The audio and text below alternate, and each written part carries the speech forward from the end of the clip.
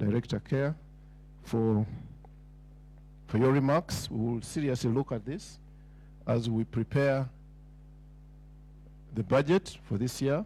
I want to announce to all accounting officers here that sector working groups are no more. Sector working groups are no more. So if you are going back to prepare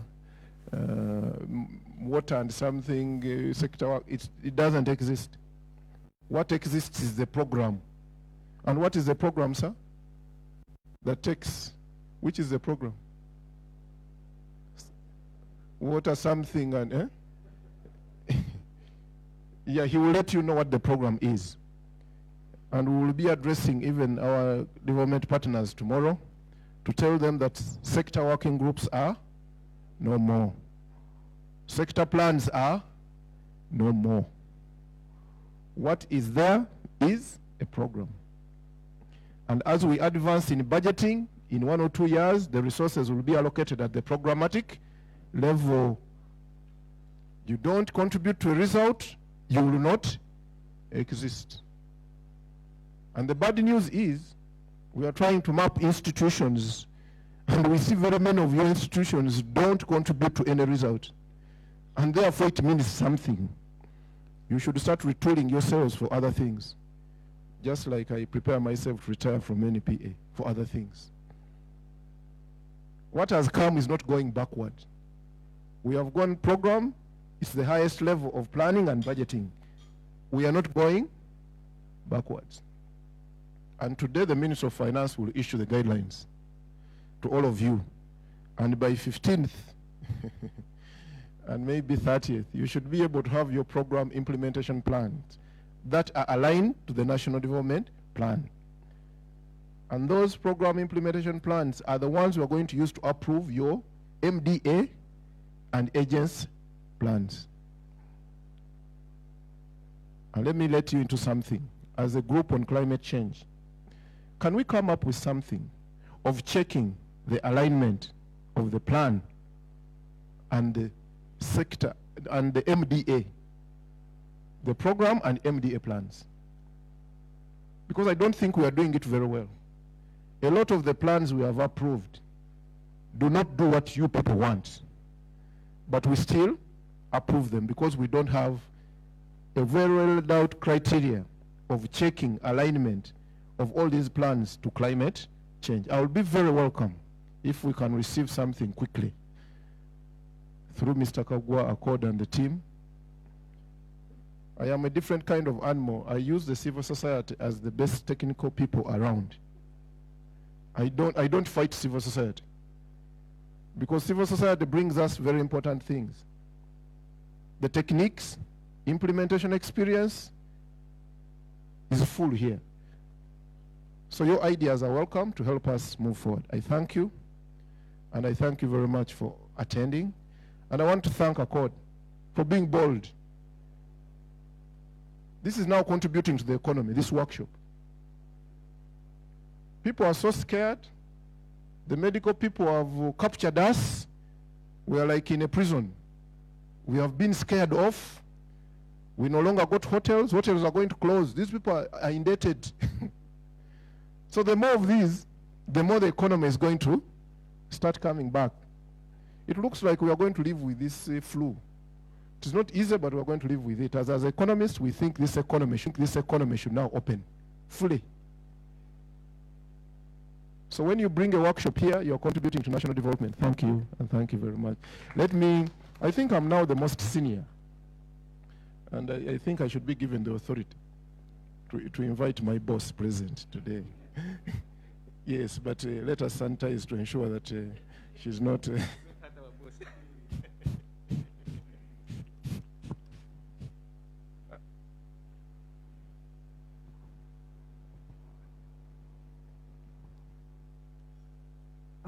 Good morning. Am I allowed to sit? Can I address you while seated? Sure. Okay, thank you very much. Thank you very much, and I've been listening to, I'm going to call him Honorable Muvawala, a politician in climate change issues, not the other kind of politics. And I've listened to him, and for those of us who've been around for more than 4 decades, we can tell you actually the effects of climate change, especially from the eastern part of the country, as you said. I can tell you what Mbale was when I was growing up and what it is now, and how it has contributed, the climate change has contributed to the poverty that we are experiencing in that part of the country. And when he speaks passionately about it, I feel him. And also when the CARE International country director said it is women and girls who suffer, it is actually not women and girls who suffer. We are the end of the problem. It is the men who get so stressed. They're so frustrated. They are not able to produce as expected. They are not able to bring the food on the table. And then they pass it on. Then the ladies, of course, there's the other direct and then the indirect. We all know the GBV part comes in play. But that said, I want to do my role. I was invited to represent the PSST in officiating this occasion. And I want to first of all submit his apologies. He's not able to be here. We were supposed to talk to him yesterday, but he had to go to State House. So we were not able to brief him and prepare him for today, and hence my being here. I hope you'll appreciate what I'll be presenting on his behalf. But also when Mr. Muvawala was presenting, he was addressing accounting officers, and I was looking around. I don't know if we have representatives from government, accounting officers. I see a few. I see a few. I really hope that we are speaking to the people who are supposed to be doing this work at the end of the day. Okay. Let me assume that we are all here, the government team that are going to ensure that we budget for these climate change issues in our respective programs in this case. So the heads of government institutions present, I hope indeed we are well represented. Other government officials, I'm hoping the local governments were also invited. I hope they're here. All guests invited. Our organizers, the country director CARE, the representative of ACODE present. Ladies and gentlemen, all protocol observed. And I also hope that I'm audible enough with the mask. Thank you. I warmly welcome all of you to this very important meeting where we are going to be sharing the findings of Climate Change Budget Compliance Assessment Report. The technical aspects have been well elaborated by Mr.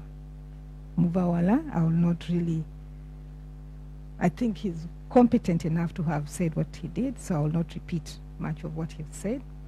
So I will start by tendering my utmost thanks to the National Planning Authority, ACODE, and all the other relevant stakeholders that have taken lead in undertaking this very important assessment. Just like it is for all cross-cutting budget issues, climate change budget compliance is of utmost importance. This is because the climate change has continuously hampered the attainment of our annual economic growth targets. As such, I want to confirm that the ministry is working tirelessly through implementation of multiple interventions to ensure financing of adaptation and mitigation actions. You also could be informed that the NDP, I think this was already mentioned by Mr. Muvawala, has adopted a program planning approach comprising of 18 programs. We now need to start acclimatizing ourselves with the 18 programs. We move away from the sectors that we had that are aligned to the program-based budgeting. The purpose of the program budgeting is to improve prioritization of resource allocation on performance indicators. Amongst these is the program that we are discussing today. This is the Water, Climate Change, Environment and Natural Resource Management Program. I think that's what we are discussing today, and where we are going to receive comments and interventions. This has specifically been considered for the attainment of the objectives that are well intended for this meeting. Relatedly, the Ministry of Finance and Planning and Economic Development, in collaboration with NPA, World Bank, NDC Partnership, GGGI, have embarked on the climate change budget tagging task, which is intended to translate previous mainstreaming work into the budgets. The CCBT will enable us to budget for climate change better and track the level and performance towards achieving our strategies. The exercise also includes education, awareness, human and institutional capacity enhancement on climate change adaptation and mitigation. This wider program therefore intends to facilitate the climate change budget tagging, climate change and disaster risk screening, macroeconomic modeling for climate change, capacity building on CCBT, alignment of climate finance and nationally determined contribution implementation, wider participation of private sector and civil society in the climate change affairs. Therefore, the Ministry of Finance views this assessment as initial work towards evaluation of progress with regard to operationalization of climate change budget tagging and overall alignment of the budget to the National Development Plan climate change interventions. As we deliberate today, let us aim to understand what constitutes climate finance, the related national and international obligations, and the important performance indicators with regard to the measurements, reporting, and verification of this climate finance. This will supplement the work that the NDA in the Ministry of Finance, that is the Ministry of Finance, is carrying out in terms of readiness activities. I hence implore every one of us to always remember that this finance is geared towards implementing the wananchi to mitigate and adapt the effects of climate change that have been even more evident in the recent times, where the economy has been grappling with the multiple challenges, like the effects of the locust invasion, which could be related or is related to the climate change effects, mudslides, unpredictable drought, rain patterns, and COVID-19. Some scientists think that this has been a result of us tampering with the environment.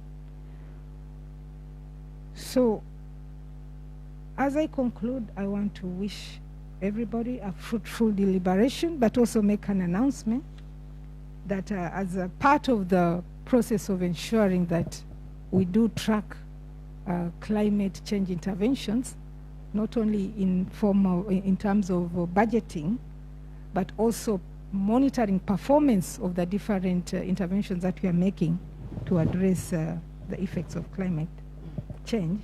We have the first portfolio review that is going to take place tomorrow, the very first one. This is the Climate Public Expenditure and Institutional Review, which is going to take place tomorrow, starting at 9. It is going to be a VC meeting, and we are hoping that all the invited participants are going to ensure that they are in attendance.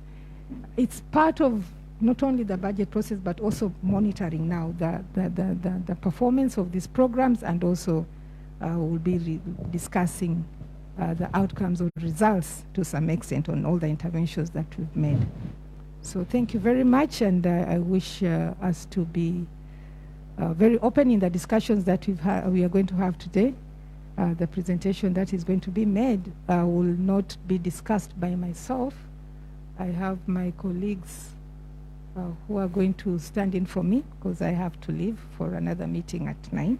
It's about to start. But I wish you all fruitful deliberations. Thank you very much. Thank you, UK International and ACODE for making this possible, and also NPA for doing the study. Thank you. Let's give another round of applause to our chief guest and all the other guests. Thank you very much, our chief guest. Thank you very much, Dr. Mvola, and of course, the Care Country Director, Mr. Gabazira, and the Deputy ED ACODE, Mr. Mjenyi. Ladies and gentlemen, our guests have indicated that they will need to leave, but I would like to just request them for a minute in case there is 1 or 2 questions, maximum 4, or responses, so that we dive into our presentation after we've cleared 1 or 2 issues. So I want to give an opportunity to 1, 2, 3 individuals to respond to the speeches by our guests who will be leaving us shortly.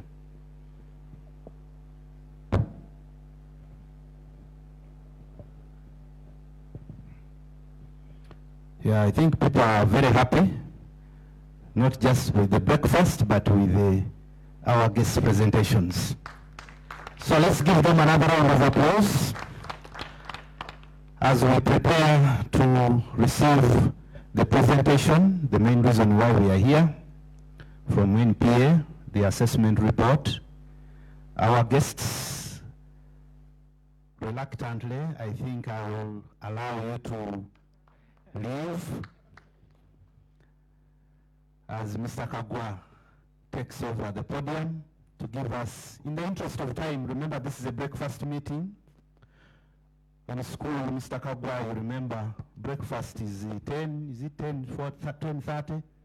We should be out of 10:30. Beyond 11, it goes into something else.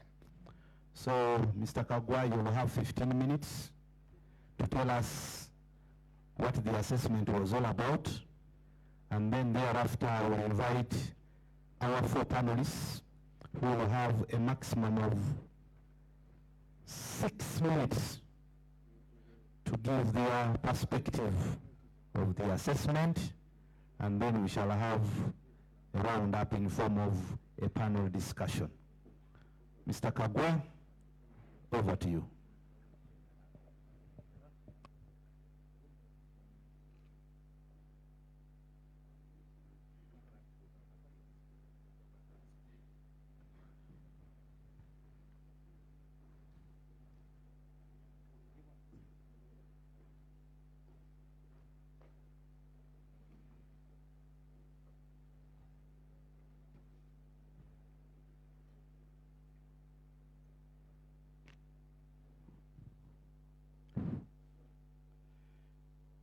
Our distinguished guests, our departing senior officials, I have the honor to present the results of the climate change budget compliance assessment to NDP3. And the budget that we are looking at is the budget for financial year 2019-20. Let's try to understand the context and rationale for climate change budget assessment. It has been mentioned, and I want to say it again, that Uganda is a highly reliant on climate change sensitive sectors, such as agriculture and tourism. These are the key drivers of our economy, and we are so much reliant on them. Of course, even works and transport, where the biggest percentage of our budget goes, is very sensitive and vulnerable to the impacts of climate change. Therefore, Uganda is one of the most vulnerable countries in the world to the impacts of climate change. but is also one of the least prepared to respond to the impacts of climate change. Therefore, we see that the frequency, intensity of climate change has increased, and many disasters, macroeconomic instability, happens because of climate change. We are losing our macroeconomic goals because of the impacts of climate change. Like it has been mentioned, poverty levels have been reversed. We are very proud to say that we are reducing poverty, but poverty levels have been increased, and now we are standing at 21.4, partly because of the impacts of climate change that our country is experiencing. Further understanding the context and rationale for this assessment, climate change falls under, the water environment and the natural resources program. I've got a program called Natural Resources, Climate Change, Land, and Water Management. Land has been smuggled back into this area. So we have got a program called Natural Resources, Climate Change, Land.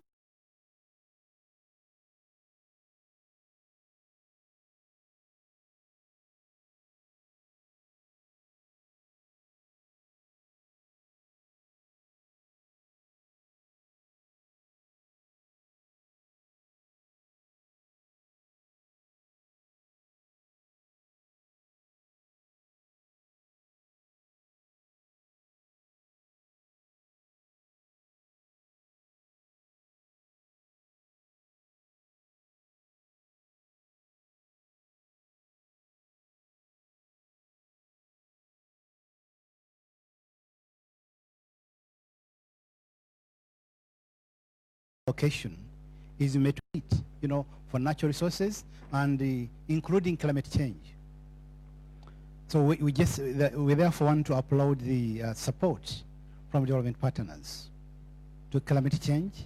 Because of the gap, they have always come in to step in and support, climate change. It is therefore this background that we undertook an assessment of climate change. Yes, is our budget compliant to the interventions in NDP3? NDP3, like the ED has mentioned, ED and NPA, has climate change interventions. But what's the budget allocation to those interventions?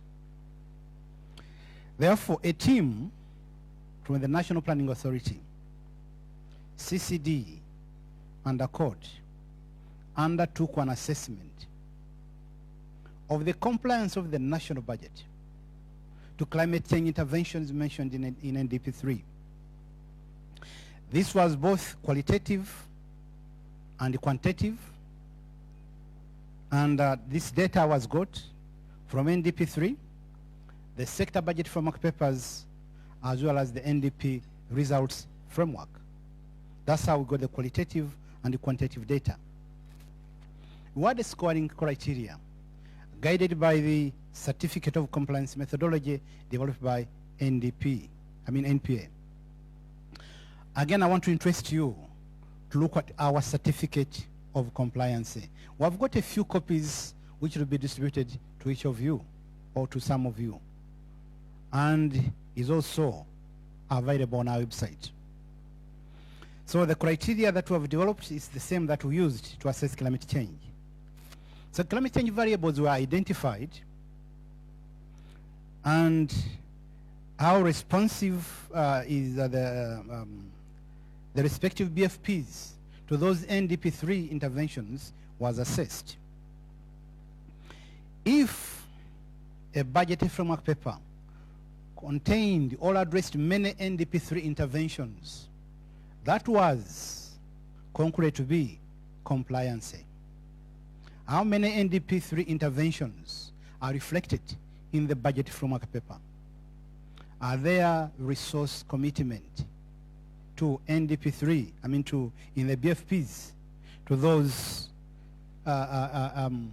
identifying interventions in NDP3. Now we have got such a table that was an assessment criteria. We look at the climate change variable, and then we see what is the potential impact of that variable on the sector. What NDP3 program objective does it, fall? What are the NDP3 strategic interventions identified? What is the output indicator? What is the proposed BFP intervention? What is the budget allocation to that? What NDP3 target does it address? Okay. What BF target does it also address? What is the percentage deviation between NDP3 and BFP targets? We had a weight, and then we made the comments. So that is one of the tools that we used to assess compliancy of the sectors.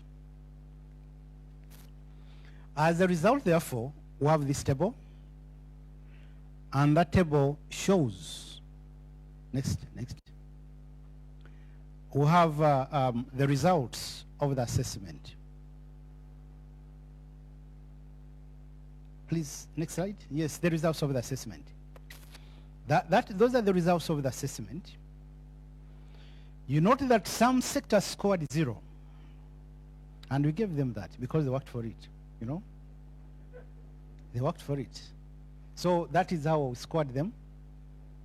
The highest was natural resources, environment, climate change, land, and water. This is not surprising that they scored that. But they should have had 100%, meaning that we have issues with them as well. If you look at this kind of performance, it is miserable. And this was a sample of 9 programs. Very miserable performance. Yes, and we want to understand why this miserable performance. Next slide. Energy and mineral development. The sector was found to be only 16.7% compliant. Energy is very its effects on the environment, climate change, are very, much. The BFP basically prioritized access to power from the national grid. Access to power from the national grid, and was less focused on developing renewable off-grid energy solutions that address climate change. Off-grid energy solutions are more accessible to our people, but the budgetary framework paper looks at on-grid, solutions. That is not very, very good for, climate change interventions. Therefore, our energy is very much focusing on hydroelectric power, which is not accessible to the majority of our people. Even the cost is prohibitive. The tariffs are high, and it's a barrier to utilization, and yet the BFP does not look at off-budget solutions. We're also concerned that the national biomass energy strategy is not clearly articulated in the BFPs. What is the state of implementation of this strategy? What interventions are there on the national biomass strategy? If you look at the charcoal kilns that we have, they are inefficient. We are using inefficient technologies in this. I want to tell you that biomass energy is still with us. We are going to use this biomass energy in the foreseeable future. But we don't have serious interventions of addressing this biomass energy. We are looking at hydro. Hydro is still, some of the houses are not wireable, please. We need to look at this. So many of the green energy sources are not mentioned in the BFP.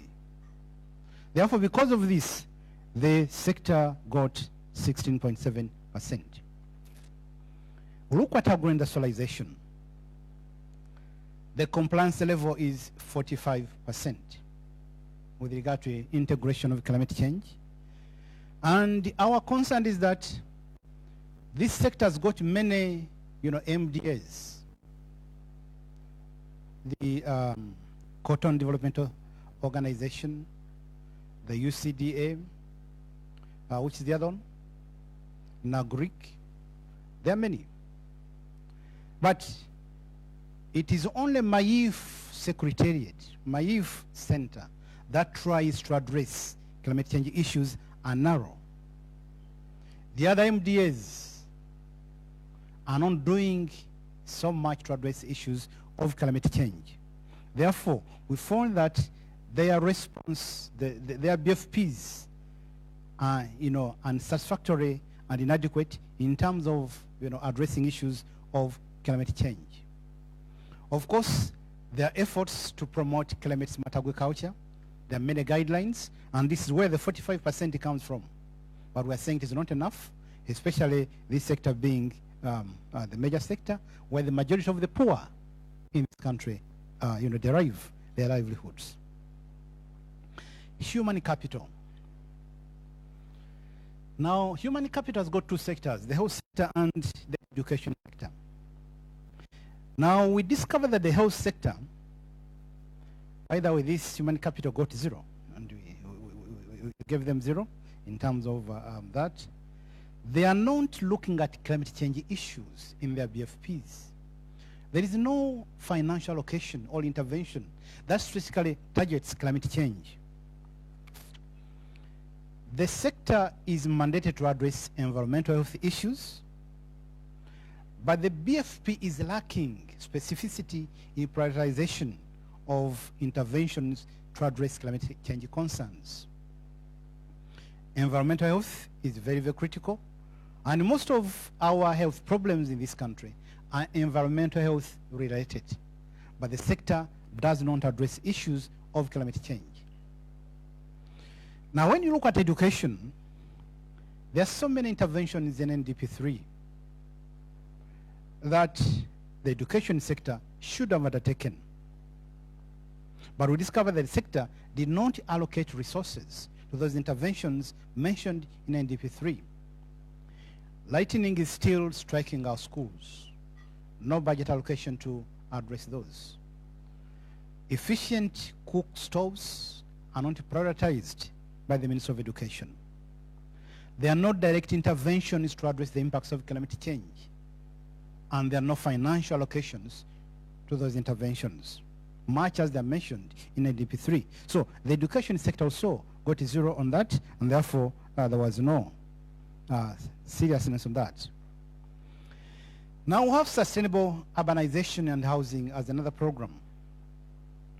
The lands, housing, and urban development sector is 50% compliant.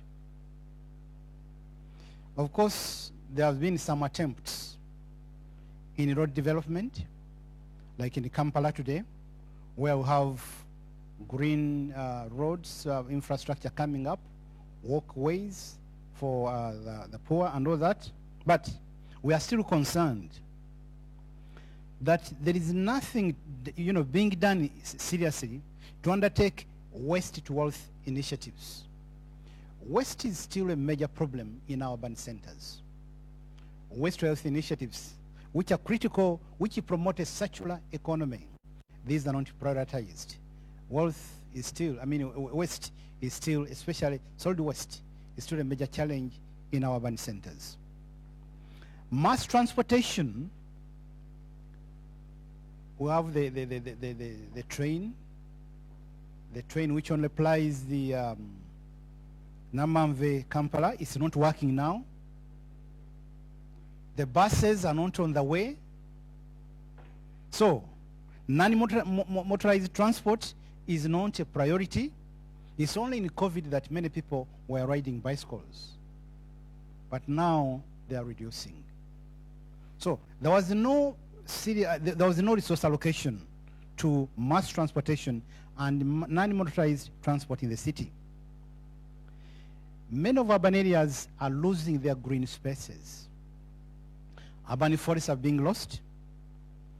Even in Kampala, the green belts are becoming fewer and fewer. Again, that is not climate, responsive. And there is no plan to establish and develop public open spaces. And because of that, the urban, sustainable urbanization and housing could not get, the full marks of 100%. We have tourism. Tourism is a climate-sensitive sector. We lost animals, you recall, when in Lekemburo National Park, because of drought. Many zebras died, you remember? And the human-wildlife conflicts are fueled by climate change.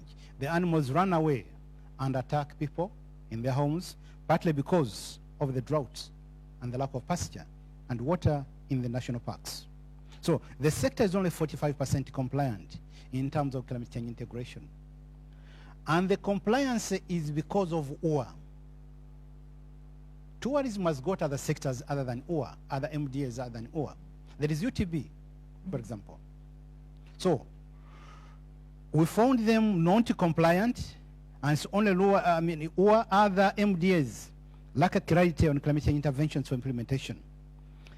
The trade sector is not compliant to integration with climate change actions, despite being both vulnerable and contributing to climate change as well. So trade also scored poorly on climate change integration.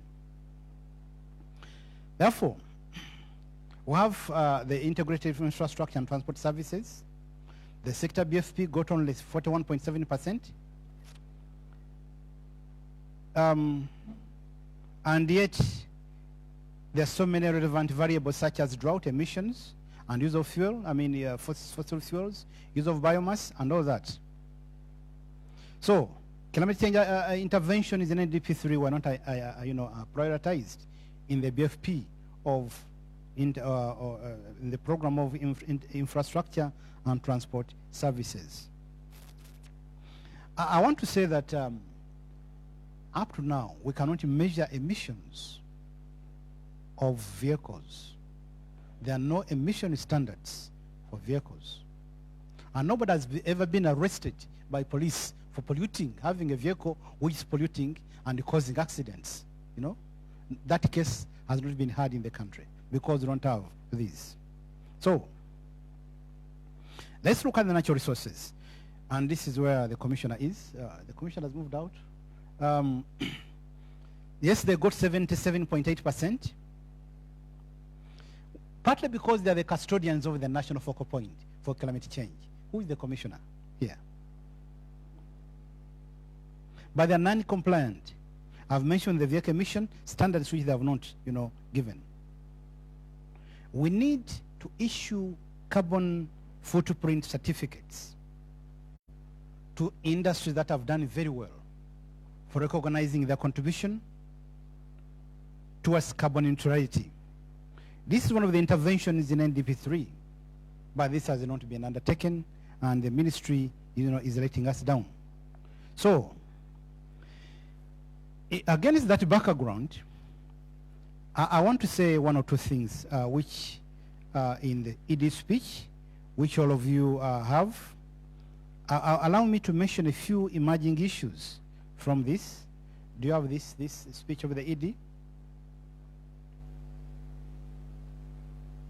We have made big strides in integrating climate change at planning level. We are moving we are moving forward, but there is still non-compliance at budgeting and execution levels. The plans have got climate change issues, but we have challenges in budgeting and execution levels. And this still continues to undermine the NDP3 goals and targets. There are no clear budget lines for climate change priorities in the national budget. And in most cases, there are no specific allocations to climate change issues. Now, climate change issues are looked at as cross-cutting issues, but they're being addressed in a fragmented way which does not maximize their impacts. Many MDA's resource framework do not have climate change indicators. The MDAs should develop resource framework with the climate change indicators and targets, which are monitorable, and they report on these targets. So they don't have these. Ministry of Finance, we need climate change budget tagging tools to be able to know that this allocation is climate responsive. There was an attempt to develop these tools, and Mr. Masaba will explain this. Where are we and what is the problem? This tool is needed to be able to track climate change. The capacity to integrate climate change is also very low in government ministries, departments, and agencies. They don't see the linkage between climate change and their sector outcomes. If you ask somebody from defense sector, what's the contribution of climate change to the security outcomes of this country? They may not know. The accountability sector, what's the contribution of climate change to macroeconomic stability? They don't know this. So I think we need to do much to educate our people about this. So colleagues, I want to thank you very much for listening. Mr. Chairman, I submit. Thank you. Thank you very much, Mr. Kagwa. Another round of applause. Mr. Kagwa, I would kindly request you to resume your seat down here as we go through the panelists, and then you'll have some time to respond to some of the issues. Starting with mine, I would be interested in knowing you as a professional teacher, what you would do for those sectors that scored 0%. The recommendation, I didn't see it in your presentation, but I know you respond to that. At this moment, I want us to go into the panelists. The panelists will have been requested to add 4 minutes, so they will have maximum of 10 minutes each to give their perspective of Mr. Kagwa's presentation. And I would request the panelists to go up to the podium, starting with Madina Grover. I've known Madina as a development economist with a PhD in economics. And of course, she's a senior research fellow and head of microeconomics department at EPRC Makerere. She also sits on several technical committees, such as the Advisory Technical Committee of NUSAF 3 and many others. Let's welcome Madina.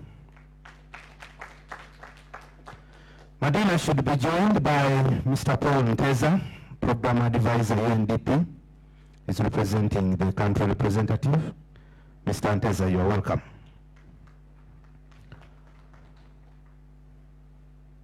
We also, the podium should be inclusive of Mr. Julius Mukunda, who many of us know for the EB CS bag. And last but not least, we have Mr. Andrew Masaba, the principal economist, Minister of Finance, Planning and Economic Development.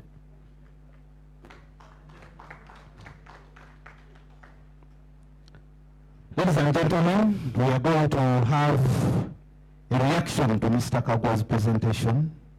We carefully selected the panelists to represent diverse backgrounds and experience in dealing with the issues of finance and tracking, including climate change tracking. So first of all, let's hear from Madina. 10 minutes of your perspective of this assessment.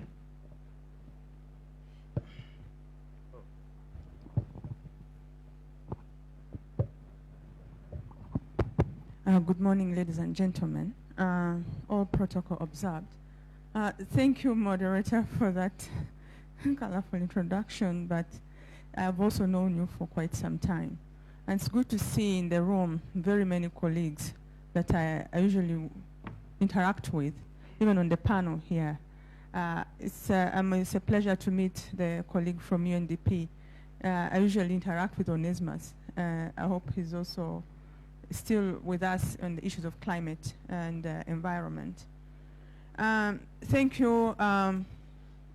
Mwalimu Kagwa, he also taught me, I think he has so many students. He taught me also economics. I think you can see your products out there.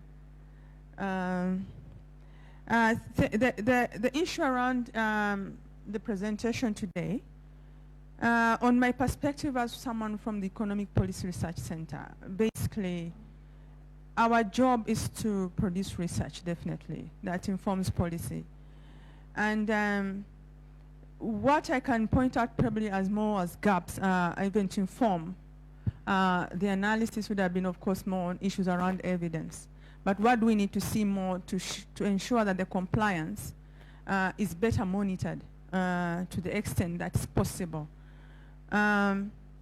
Of course, what I also saw as what Mr. Kagwa indicated is issues around capacity and capabilities in implementation. I think that's something which we need to see, because I think some of the issues we are seeing is the lack of awareness and then the technicalities in terms of capabilities for these institutions to actually monitor and implement the indicators that are actually due to them, or to have the capabilities to actually insert what should be related to climate change or environment per se. At the end of the day, what we also see as a country, most countries have the yardstick for performance, especially issues around climate change and environment. Why have they put in place these yardsticks for performance, and Uganda still does not have that yardstick for performance in terms of issues around like indices?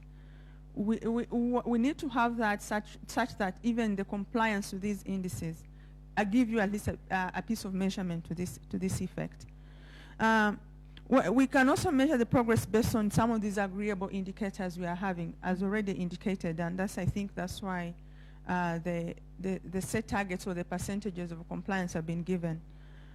But on my perspective, I would also imagine, I think, we need to think about issues like, do we have an energy index? What goes into an energy index? Such that we do have clear indicators contributing to whether the energy index has reduced or increased. Or do we have what we call the dimensional poverty index in place that's agreeable by government? Do we have an energy poverty index? So if we have an energy poverty index, then we know the multidimensionality within that is actually taken care of in terms of progress to measurement. And then who we are holding accountable to these indicators. So I would suggest as we move forward, even as if we're going to Bureau of Statistics here or the programming of the Water, Environment and Natural Resource Program, we need to develop some of these indices, like the multidimensional climate change index. So let me say something like that. So what goes in there? We do not have that. So that way we can say, this is what we have, and this is what we need to monitor to see that this index is where we are heading, other than all having these indicators that are performing at a separate level. So other than having the multidimensional climate index, let's have also then the multidimensional energy poverty index. So then we know that the measurement of these targets are contributing to something that is going to be measurable and agreed upon with all the various stakeholders. At least we can start somewhere. Then we improve some of these measures of progress. And we see, like even what we have, what Mr. Kagwa, probably when you read the actual assessment report, I wanted to also be, in a big way, the role of the private sector in here, in terms of playing around with these indicators. Are they aware? Are they aware they are contributing to this waste in terms of disposal, using of the indicators they have to do the diversification they have on ground? Because they do, this country is highly private sector led and highly informal, and all of them contribute to some of the performance at this at the assessment level. So we need to see what level of compliance even is also private sector contributing to this assessment of climate change, despite the fact that I know the budgets are not directly going to them. But through the private sector foundation, I think we need to hold them accountable because they're part of the community. On the other bit also, we see that most of the indicators for assessment, such as wetlands, the forest cover, these are major sources of livelihood for most Ugandans that are poor. So we need to be really, in terms of the alternatives that are also equally equally compliant in terms of usage, that are not so expensive to adopt. The energy stoves they're talking about. If you tell me to stop use of forest cover, what's the alternative? And I'm poor. So should we say government needs to put in place the initiatives to ensure that all poor households, they build for them energy stoves? So that's something to think about, because that's the only way probably might control the energy cover usage. So the program approach that the government is taking needs to see how best to put in place the supporting measures that can actually lead to the reduction of use of some of these indicators, such as forest cover and the wetlands and such. So at the end of the day, we need to consider some of these poor households in the usage, that in case we put in place and you're limiting them, the district comes to enforce compliance if the compliance will be there. Or are we going to have more vigilantes who are going to still come in the night to enforce on or to encroach on the forests when they do not have alternatives? So some of these programs need to be thought about. Either government has to go even through schools and put in place all the energy stoves that he talked about within the assessment, such that it's not left to the school. All households need to be actually encouraged and fostered or given support in putting in place the actual things that they need to use to make sure that they do not use the energy or the firewood so badly, or in terms of encroaching on the forest over and over again. And two things to conclude, moderator, on this is the issues around awareness, and you had indicated that. Partly I think even the MDAs do not know how aware they need awareness within them in terms of what they are doing, the capability and capacity to monitor these indicators within themselves, even to develop them. So probably NPA and ACODE can also give further this kind of support, because capacities to do this is very low. Even capacity to have just the climate change indicator for the country as one. It's the 1 degree for the whole world. But what is 000 something for Uganda, that we can actually know that on that 1%, Uganda is this much? It's part of the issues around capabilities and capacity to do this. If we need is to do it, so let's really try to get the experts to actually give us that kind of issue. Because we see Ministry of, I think, Water and Environment usually go through the Horn of Africa, I think, to do their monitoring on the climate change indicators in terms of moving averages. But at the end of the day, we need this kind of information on ground that such people can consume it. Because when you go to the Ministry of Environment, in actual sense, you have to purchase this data for us from research. So you're constrained to actually do so much when the data, you have to buy it, and you do not know in terms of capabilities to use it. How are the technocrats capable to use even the data for the climate indicators that are coming out, which are not even regular? We even see some of our the stations, weather stations, are not well equipped to actually, the equipment, I think, collapsed some time back, to make sure these, some of these indicators on rainfall temperatures are actually picked on a very, very consistent basis. And lastly, we have to be cognizant of the fact of the political economy in playing around in the use of these, the indicators that are presented in terms of the assessment. So as someone who actually implements and does research, or those who are development partners and whether from the ministry, imagine you've said this is gazetted off for protection. But the next minute some people will go through State House probably. And then the next minute, you know, the wetland is given to an investor, and yet it's protected in terms of, because you know it's value in terms of the indicators to provide in terms of assessment to these issues around climate change and protection of the environment.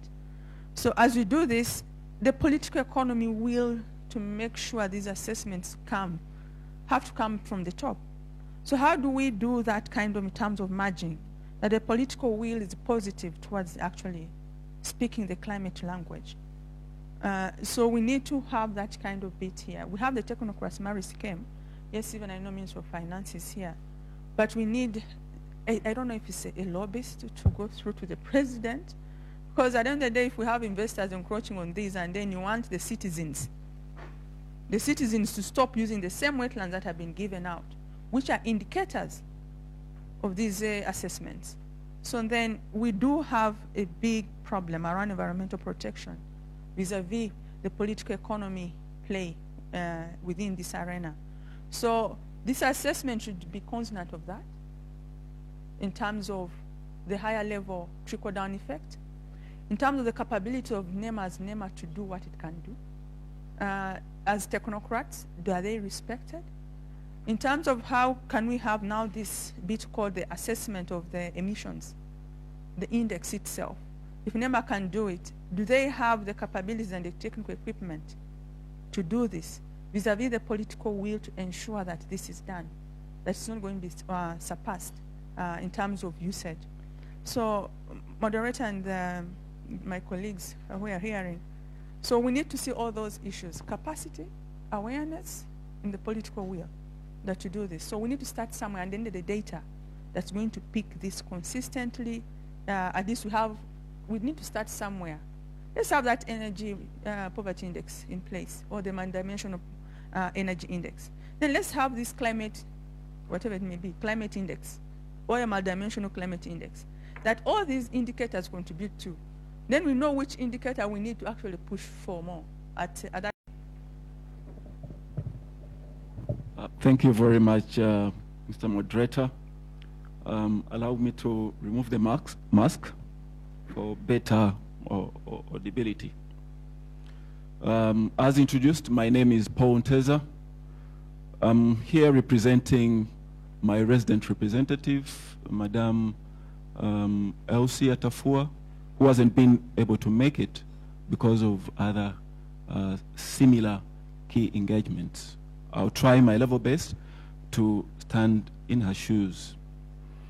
The purpose of being here is basically to discuss the perspective on how Uganda can further its climate change integration beyond planning to budgeting to achieve transformational results.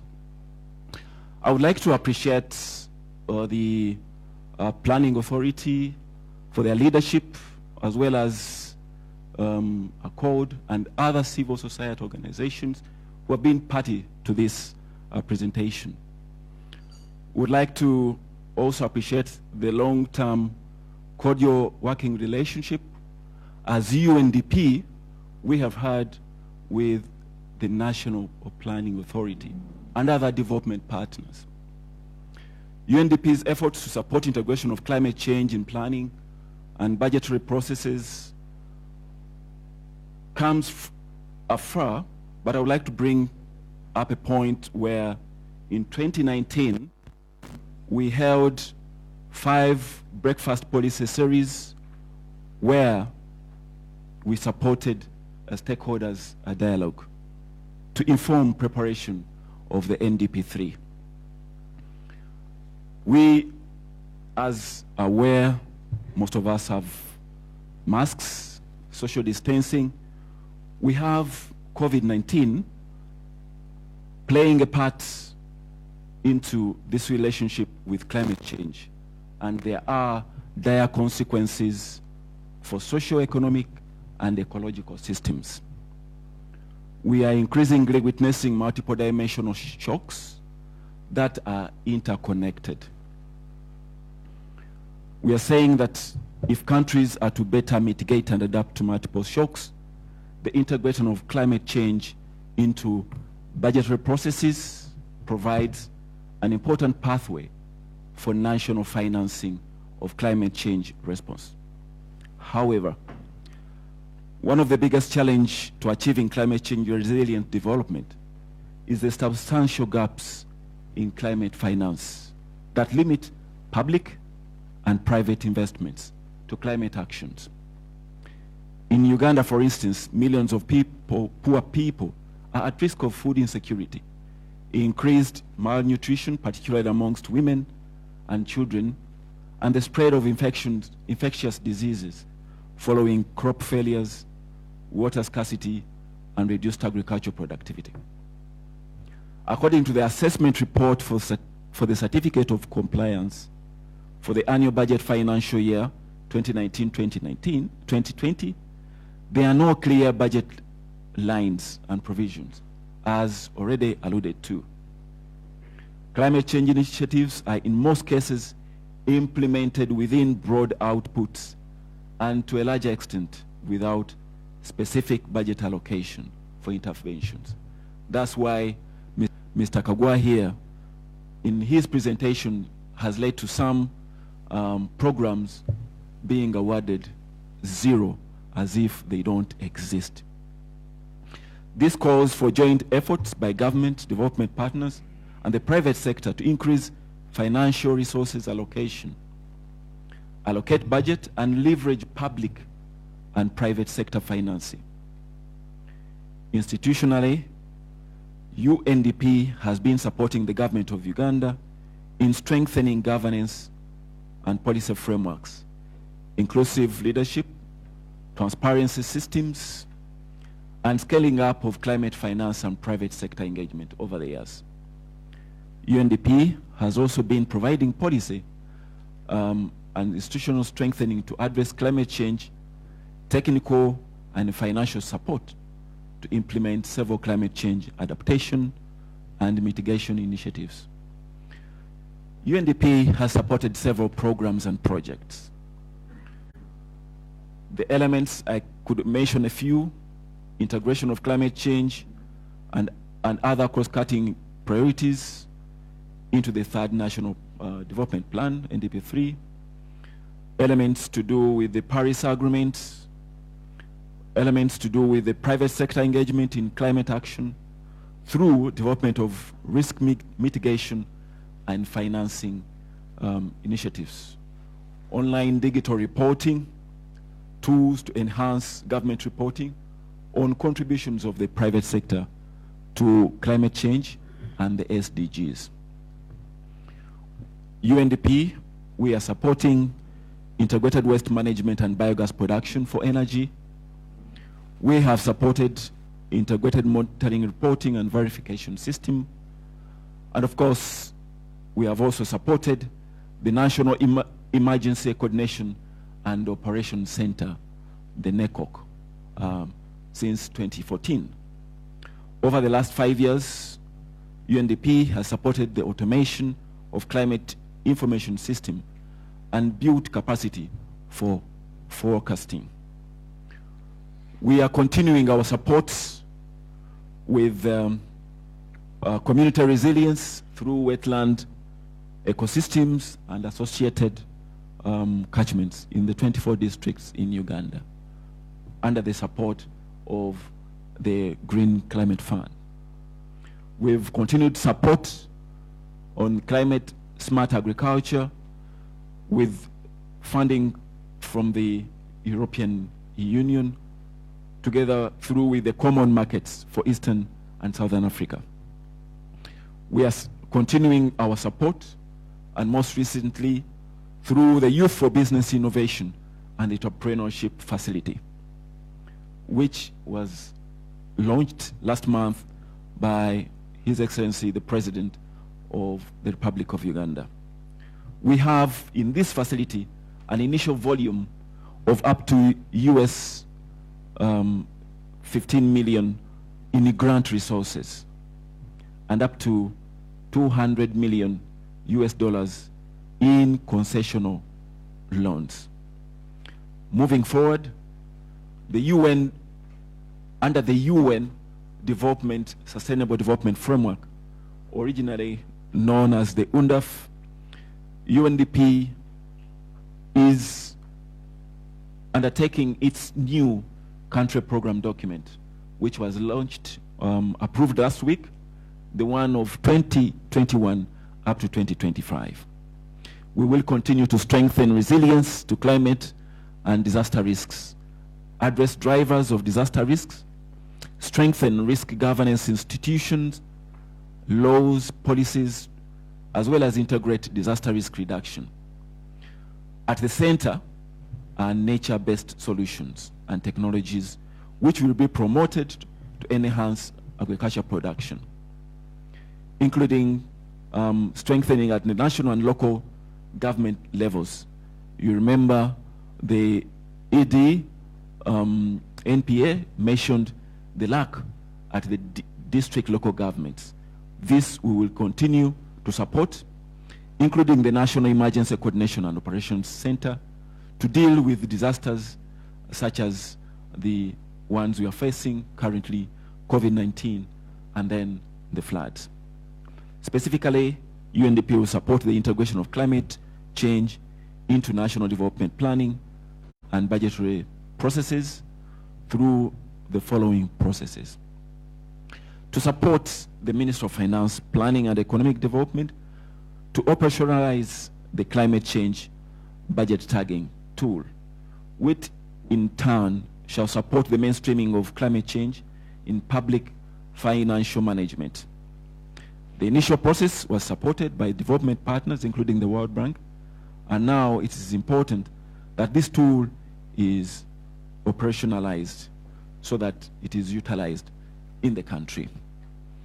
We will continue to develop climate for development financing facility that will enhance resource mobilization and leveraging both public and private financing.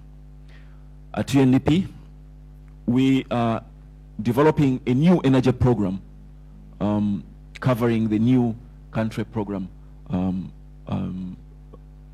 development plan, and which is aimed at supporting government's effort to scale up access to clean, affordable, and modern renewable energy services.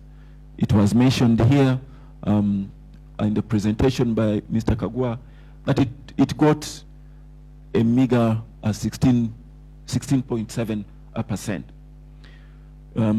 UNDP currently is supporting the electrification of up to 15 health centers with the solar PV as part of COVID-19 response by the Ugandan government. We will continue to do support, revising and updating Uganda's NDC, a revision process, and this is continuing. I would like to reaffirm UNDP's continued commitment and support to government's efforts to not only mobilize resources and support implementation of climate actions, but also support budgeting and planning processes to integrate climate actions into the overall development agenda and implementation. I would like to reiterate, as mentioned by Madame Medina, that at UNDP we continue to support, and as I would like to allay the fears, that you were seeing Mr. Onesmus Muhwezi, but he continues to support the development arena in another field on the African continent. So you may see more of other faces into this, and we are here to continue the support towards this goal. I thank you all, and thanking you, the organizers, for this. Thank you very much, Mr. Anteza. I'm sure you will have some issues to respond when the opportunity arises. Very quickly, Mr. Julius Kunda, maximum of 10 minutes. Thanks, Chair. Thanks, ACODE, for organizing, and for NDP for collaboration. Of late, I think NDP has known the low-hanging fruit, that there are actually very good supporters out there who can support your work. Let me dive into the presentation. And I know civil society are known so much of lamentation, but today I will shift a bit and probably provide more solutions. And I'll start by, there was a parliamentary scorecard which came out, and one of the MPs from Karamoja had a 0. And the Karamojongos were not very happy. They said, at least you could have talked about cattle wrestling. So surely for these sectors who received the zeros, I really find that probably it was because of laziness or something else, but even for education, they would have said that they have some institutes that teach environment. Maybe they would have passed. But it is sad that as sectors really we can score this low, considering the fact that the debate about climate change, I think the issue around climate debate is the issue around climate change is no longer a debate. It's the reality. We all know it. And as such, I think it is something that we need to seriously take care of. I'm very happy that now we have a benchmark, because sometimes there is when you want to make an argument and you don't have a benchmark. Now we have a benchmark. We have these scores. How I wish they covered all the programs, and then we also see what we can, where we can start. But among the things I think for me is we lack a compliance tool. In this country, we are the best in developing policies and programs. But when it comes to implementation, we just look the other way. We need to have a compliance tool. If you get a 0, what should we do with you? I think that is, for me, is very important. Currently, we have the certificate for compliance, which is good. Of late, I've been thinking about, when a sector gets a 0, do they still get money or not? I think they still get money, even with their 0. So I think we need to begin to think of what should we do when people are getting 0, because we have been pushing for you must be certified. And people get certified with 0, and they still go ahead and do their work. So I think for me that's very critical and very important in terms of a way forward. The other important element, I think, is I'm picking the lesson from the gender people. When they were pushing for gender integration in work plans and budgets, sectors were like, we actually don't know what this is all about. I remember an officer really very vehemently engaging in the Equal Opportunities Commission that for them, buying a cow and a bull, they were addressing gender issues because there was a cow and there was a bull, and they defended that one. And you would understand really that these people actually don't understand what gender is all about. Therefore, it is important that we need to get to sectors and give them and spoon feed them that if you are water, these are your issues. If you are education, these are your issues. Maybe that could be low-hanging fruit for us, for them to begin to start complying and also integrating some of these to be compliant with climate change. Another important element, I think, when I read this document and I understand, is the issue of coordination, multi-sectoral mechanism to coordinate climate change financing. And I think climate change is a bit technical. It's not our usual stuff. So I think it could be quite important that we see this kind of coordination, coordination in place. Of recent, as I was trying to do some other exercises, you find everybody is trying to plant trees. And I was asking myself, who gives them the guidelines on which type of tree to plant and where? People can, trees grow in different places because of their different climate and the different weather. But everybody is planting trees. In a ceremony, we are planting trees, and we don't know which type of tree is supposed to be planted at a particular area. Do we have national guidelines, or we do have them and we don't follow them? I think for me, these are kind of hanging fruits to guide an ordinary person to say, please, this is how things could be done. So those some of the low-hanging fruits that I think we should be able to look at. But also is, as we have this benchmark, I think it gives us an argument that there are other simple things we can do in life to have a better environment. In this country, it's about, I think it's about enforcement. When COVID started, nobody wanted to put on a mask. But when they say that they have released the police on the street to arrest anybody, everybody started putting on a mask. And I think for me this time around, it would be important, because I remember when they said they had banned plastics, all supermarkets started producing these paper bags, And we had also started putting on our reusable bags in our cars whenever you want to buy something in a supermarket or in any market. But now it has relaxed. Everything has gone back to normal, and the polythene bags are everywhere. And yet, simply because we fell short of enforcing these kind of things. These are some of the hanging fruits. So say, let us ban plastics, for example. It would definitely do a lot in terms of addressing our environmental challenges. But also, some of the things you see, now when you read this and you begin to realize why some of the things are happening, is that even the custodians of environmental protection, sometimes you question their way of doing things. When I looked at that Rubiji, I was like, okay, what has happened at Rubiji? Oh, they said, no, National Water and Sewage Corporation is putting up, a treatment plant. That was a wetland. So a businessman, what would they start doing? They will follow the same example, also to do the same. So I think we need champions. We need champions as we enforce and telling sectors to implement, to do better in their scoring.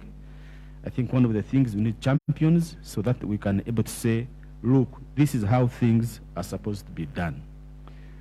My colleague here mentioned an issue about the private sector. When you look around really, you find that most of the time, some of these climate change issues are caused by the private sector. What do we need to do? And I know we have a whole program on NDP, private sector development. And I think that is very critical for us to ensure that we have some key results under that program on climate change. Unless we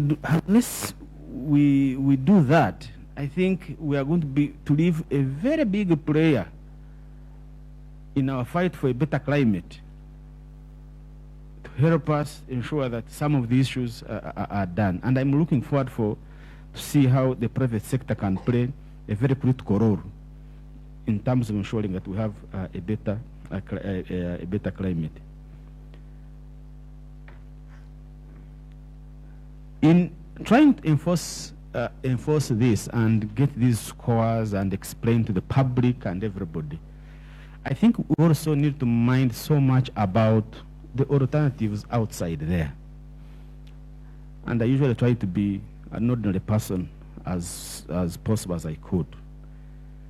If I tell an ordinary woman and man in the village and say, please stop using charcoal and firewood, what are the alternatives out there? And what is the price of using those alternatives? Will I tell them to use electricity? Because domestic consumption currently stands at 13% in this country because of cost and of course distribution. Am I telling them to use cooking gas? Come on, that would be a joke to somebody who is staying in Ruweri, in Rukunji district. What am I telling the hunting and forest gatherers? What is their alternative livelihoods that they can afford and manage and it is within their means? So as I think we also try to pressure programs to comply, and I think that's what is very important, that we begin also to provide them with the alternatives that are affordable, the alternatives that can easily be accessible by the ordinary person. Because I was looking at the Uganda Wildlife Authority, for example, stopping people from encroaching on the parks. And yet, for the 3 generations, that's what they have been doing. Then in my mind, I'm like, okay, what alternatives are we providing them to ensure that, to show them that really hunting in the parks might cause more problems than what they are trying to do now, and what kind of alternatives should we give them to ensure that if they don't go to the park, this is something else that they can be able to do. I think that for me that's very important, make people understand and appreciate that climate change takes place. Lastly, Chair, for me, climate degradation is political. We might want to run away from that. It is political. As long as we don't have politicians backing us, these scores will remain, will even get worse. That's why the NPA was telling us that when the forest cover is reduced from 20% to 9%, somebody asked, he said, even when NEMA was created, these things are political, and we need political leadership to come behind this initiative so that we can stop this scourge to our country. Thank you so much. Thank you very much, Mr. Mkunda. Let's continue sanitizing. Let's sanitize the microphone as we prepare to hear from Mr. Masawa. Mr. Masawa, 10 minutes. Thank you. Yes, my name is Andrew Masawa. I'm an acting assistant panelist. So apologies from the minister, the PSST, the director. I hope that I also don't become unavailable. Well, the beauty of speaking last is that you have the chance to tweak the approach, because you've had almost everything anyway. I'll still say two things. On behalf of the ministry, we want to first of all thank ACODE, CARE, and NPA for this initiative. We receive it in good spirit. I think it augurs well with the objective that we have in mobilizing, allocating, and ensuring that the resources are used efficiently and accounted for, which is the mandate of the ministry that I speak for now. Now, since I will have a pre-prepared speech, I'll pick on the issues that came up during the presentation and give you a mind that is close to a representation of the Ministry of Finance. One, I'll start with low funding. It has been decried a lot in the presentation, starting with low funding to climate change department. You heard the methodology that was presented, and it focused largely on what has been included in the BFPs. It's not entirely true that the Ministry of Water or the Climate Change Department receives low funding. We can note and do a bit more together since the budgeting process is starting. However, the second reason for this is what we've been advocating for at the strategic level, to move a lot of the funding from the off-budget avenues to the on-budget. Now, the off-budget, of course, is not captured in the documents that you're using for this assessment. The moment we move away from the off-budget and move more onto the on-budget, and this is to you, the partners that we have, then it will be easier for us to have an eye on the more accurate results that relate to funding to a sector. And I can confirm that the Ministry of Water Climate Change Department that is being talked about is one of the major recipients of off-budget funding. The moment we move away from that, we are bound to have an improvement. Of course, we can also do more in allocating. I take that in positive spirit. Local government financing, again, decried to be low. It is true, and if you're vigilant, there are two programs that are coming this financial year. There is the U-Gift and then local. U-Gift is a bit bigger, it's close to 400 million USD. We are moving away from the traditional financing for local governments to performance-based or performance-triggered disbursements. There are indicators that were decided on with the local governments with the guidance of the ministry and input into the financing framework of these programs. And the better they perform, the more they attract financing to themselves. So what is your role? Watch this, participate in it. Let's perform better and then attract more funding to those local governments. This is just for information. It's something that is going on. 3, the results as presented in the table are not as bad as Mr. Kagwa describes them. Yes, they are poor, but it is the first of its kind. And therefore, let's take it in a positive spirit, that now we have a benchmark, as he says, my colleague here. Aren't you surprised to see one of the sectors scoring 78%, close to 100%? They didn't sample accountability. I think it's 100% because we, I don't know. It was omitted. But the message is, let's take this as a positive towards the process. Now we have a baseline.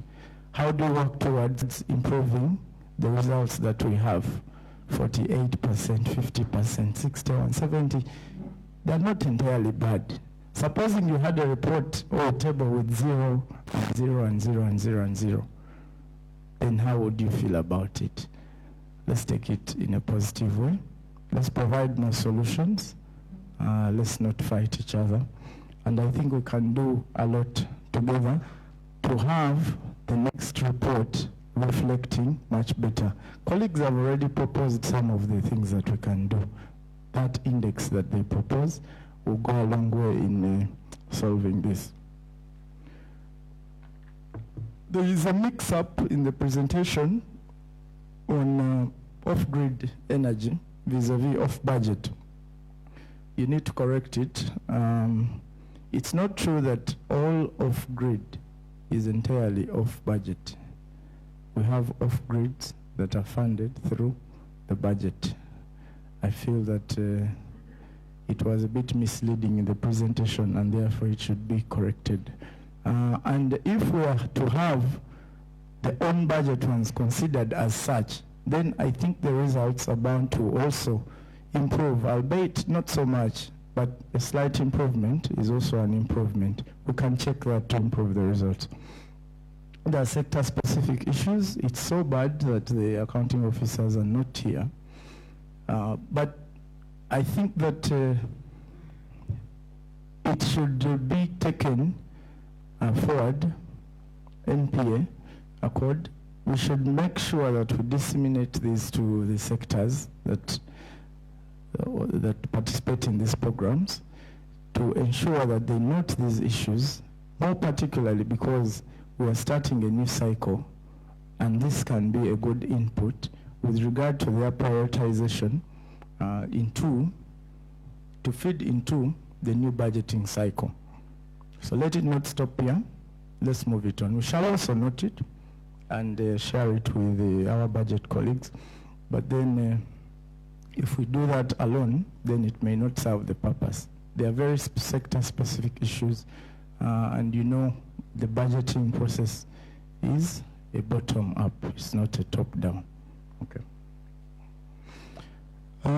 Colleagues from the Ministry of Water, I think this is a time where we more than ever need to keep a more keen eye on the national standard indicators that relate to this program. And of course, the mainstreaming and budgeting guidelines. We've for long had replicas of these, but I think we've not taken them so seriously. Some of them need, the word could be archaic, but they're not very practical at this point in time. I think we should deliberate to pick them up, improve them, and roll them out in a more systematic way than we've done before. Because now, as you can see, the civil society has started, and it will not stop. I know these people. They don't stop. Once they start like this, they keep good records, and next year they will pounce. They'll say, this is what we agreed. How far have we progressed? This is a joint role that we can do. I agree. That one I admit we've not done so well, and we can do much more on it. We've made the provisions in the climate change bill together with the Ministry of Water. I hope that these provisions that relate to the coordination that you speak to come to reality. And if this happens, then definitely we're going to improve very many aspects of the kind of objective that we are chasing in a joint manner. Non-compliance at budgeting level. It is true that the performance or the progress at the planning level is more remarkable than at budgeting, but this is an issue that we've already noted, and there are already pipeline interventions that are ongoing. This is to implore you to support them. I can mention one or two of them. The CCBT process.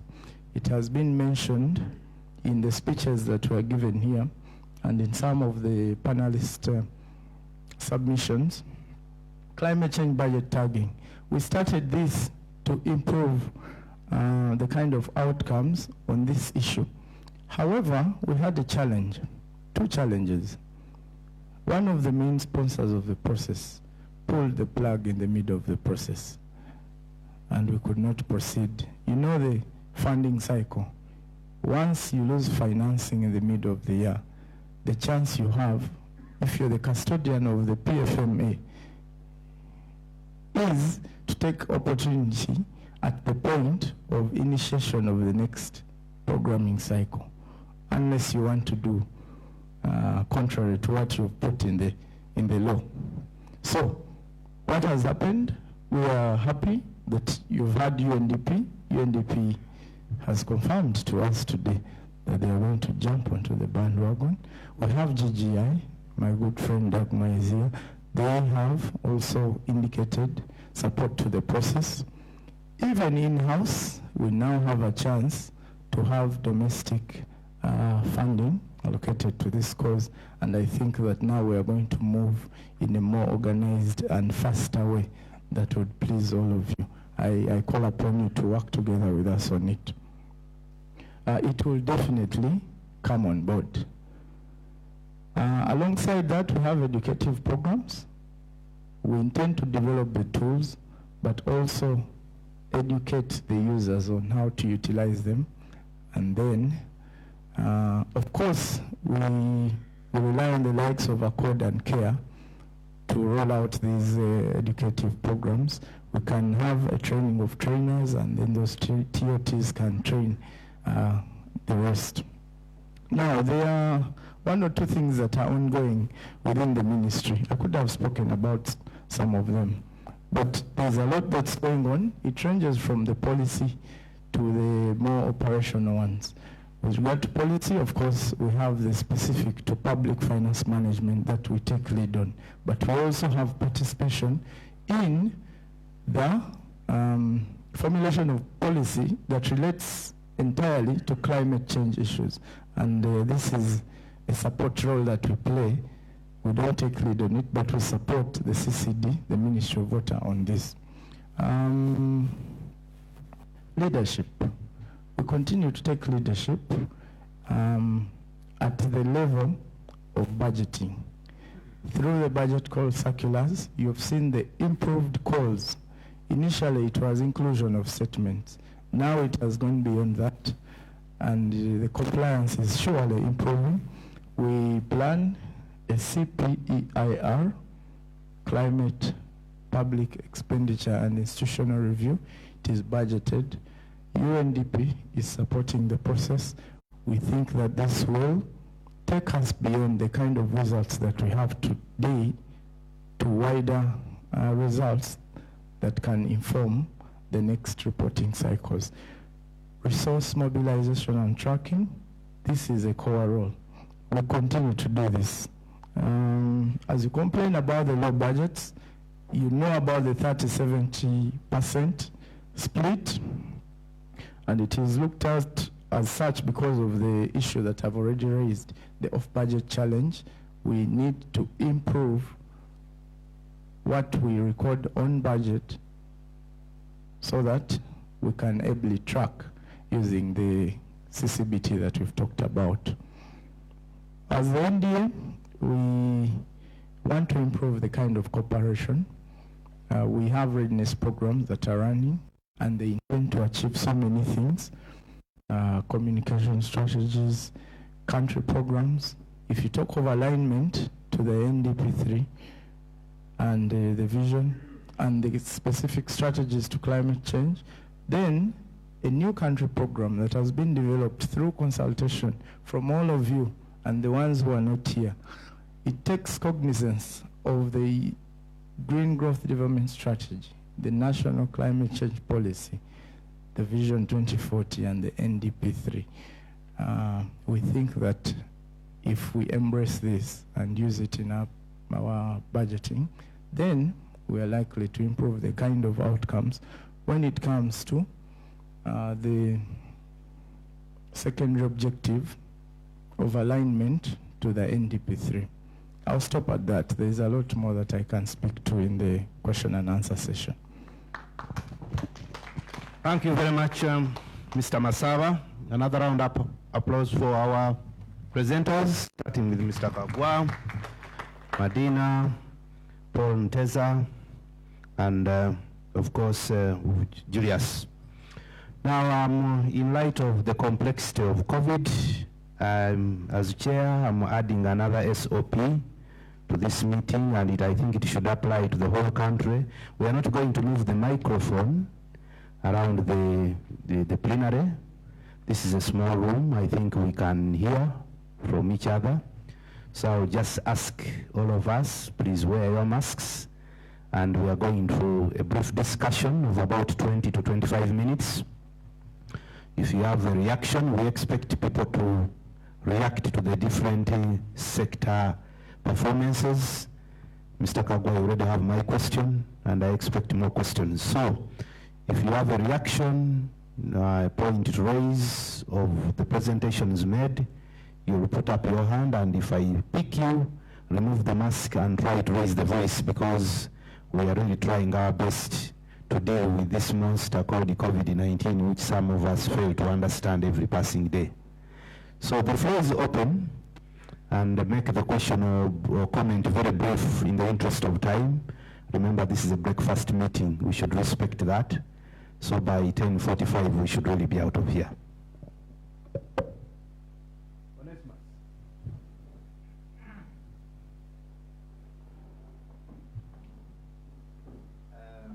Thank you very much, operator.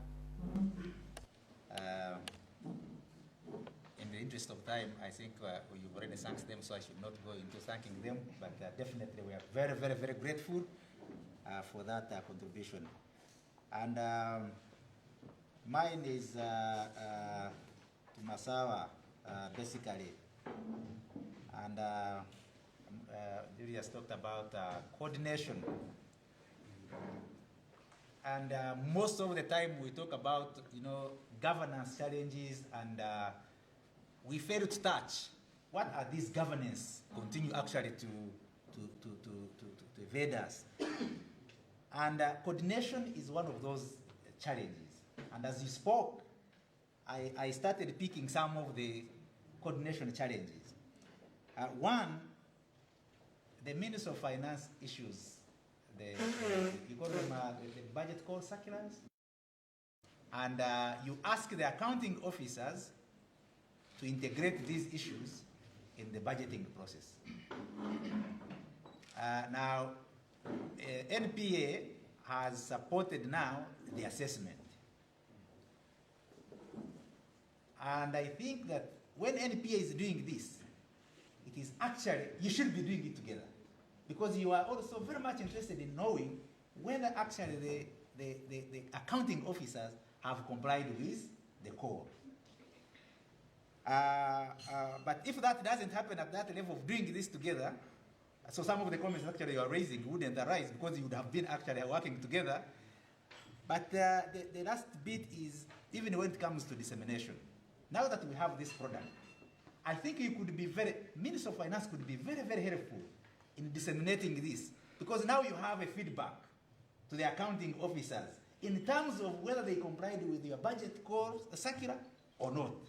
So if you picked these findings, you package them in a letter to the accounting officers, you would have done this country a big job in terms of disseminating this. And I think that is something that the minister could take on, because you know some of these accounting officers are either too busy, but they rarely participate because this event was particularly meant for them. And of course, complying with the Minister of Health guidelines, we anticipated a very small group, but you can see most of them are not here. And we've also learned that actually some of them have challenges in terms of when we talk about integrating climate change issues in the planning process, in the budget process. They don't grasp, they don't really pick the ideas, the exact thing that actually they need to do. So that links to my second point, the training program that you are talking about. If it could be tailored in a way that actually it targets these accounting officers, and the Minister of Finance is actually leading this, maybe it would help them also to appreciate the kind of elements, when you say integrate, what are they exactly, what are you supposed actually to do? That could also be very, very helpful. Otherwise, I'm very happy with your submission, and we take it that actually this is the starting point, and we're excited about the results. Even where Minister of Health and Education score 0, we are still positive because we have where we are starting from, and I hope they can also now look at this and reflect and see what is it that actually we can do that we are not doing. Thank you very much. Thank you, Onesimus. Of course, I was in trouble. My deputy TD, I could not cut you short, but the rest, I can assure you. Very quickly introduce yourself and make the point very brief. Thank you so much. I'm called Tidiom William. I'm a Commissioner for Planning in the Ministry of Land, Housing and Urban Development. I have about 3 issues. Very good. Yes, but I wanted also before, this was not part of he has raised it, and I wanted actually to raise it, but I wanted actually to add on what Onesimus has said, that I think there is a lack of proper coordination between NPA and Ministry of Finance, and I think we should now forget the first and try to move forward. Because you see the budgeting, the planning, and the NDP, there have been a disconnect. What Ministry of Finance releases or gives us the cash limits or planning indicative figures have no bearing on what NDP has. You find you develop your strategies NDP, because you have been NDP2, you have your strategy NDP2, and well costed, but every year in, every year out, finance will say, the budget hasn't changed, therefore we're giving you the same figures you gave last year. I wonder whether they look at those figures, see, either it has changed or they are addressing the priorities in NDP. So that has been an issue. However, that said and done, the issue of coordination needs to improve. I needed clarification from Mr. Kagwa, especially on the financial years. In some, at the beginning of his presentation, he talks of this assessment being for financial year 2019-2020. Now, in the document, somewhere they talk of 2020-21. So I don't know which is which, because the reason I'm bringing this up is that by the time we are budgeting for 2021, we are still in the process of developing NDP3. Therefore, we couldn't have probably picked the real issues in NDP3 into the budget for 2021. And specifically, say, for example, for the Ministry of Lands, the housing sector, I know in 2021, we have the issue, we are trying to address the issue of waste management, which we have talked about that it wasn't addressed. If it was in 2019-20, I agree, but 2020-21, we addressed it. So I don't know which financial year now you are referring to. Probably that could, you could clarify on that. Then, on the capacity, you know, when you're a teacher and you give marks, You know, it depends how you have been teaching students to answer. Now, the criteria you have used probably may be people, it could be still something new, and I think that this is where we need now to come up. It's good, we must have a starting point, but at the same time we need to sensitize people. These are the things, because climate issues, like he has clearly said, these are new things. These are scientific, technical things which cannot be understood by a real person. How do we integrate these climate issue things into our budgeting? Because like you have rightly, someone I think has rightly said, if say for example in accountability, what role do I have to do with climate change? Purely we say that is now the issue of NEMA and the like. So I think we need actually to see, develop tailored training programs and sensitize and put capacity for us. Because if I'm in the planning department and I do not know how to integrate these climate change issues into the budgets, definitely I will continue squalling zero unless you really teaching me. Thirdly, and my last point is about political will. He has rightly said it, and I think Madina talked about it, and Mr. Nkunda talked about it, and rightly so. Uganda were very, very good at developing policies, but our biggest problem has been implementation. When we developed the first NDP 1, actually it was, I think, one of the best. I remember I had the chance of being somewhere in an international forum, and somebody from a different country referred to NDP of Uganda as one of the best development programs. But its implementation was actually mismanaged. It ended up being just a paper, just in the shelves, but its implementation, there was a mismatch between financing and implementation. Now you find there are certain things actually which beats our mind, and by the way, a common person fails to understand us when we talk about, when the government starts talk about, you know, this NEMA issue and environmental issues, when actually they see what we do and are totally different from what they are talking about. He has rightly talked about the Rubiji issue, but even when you go around Kampala,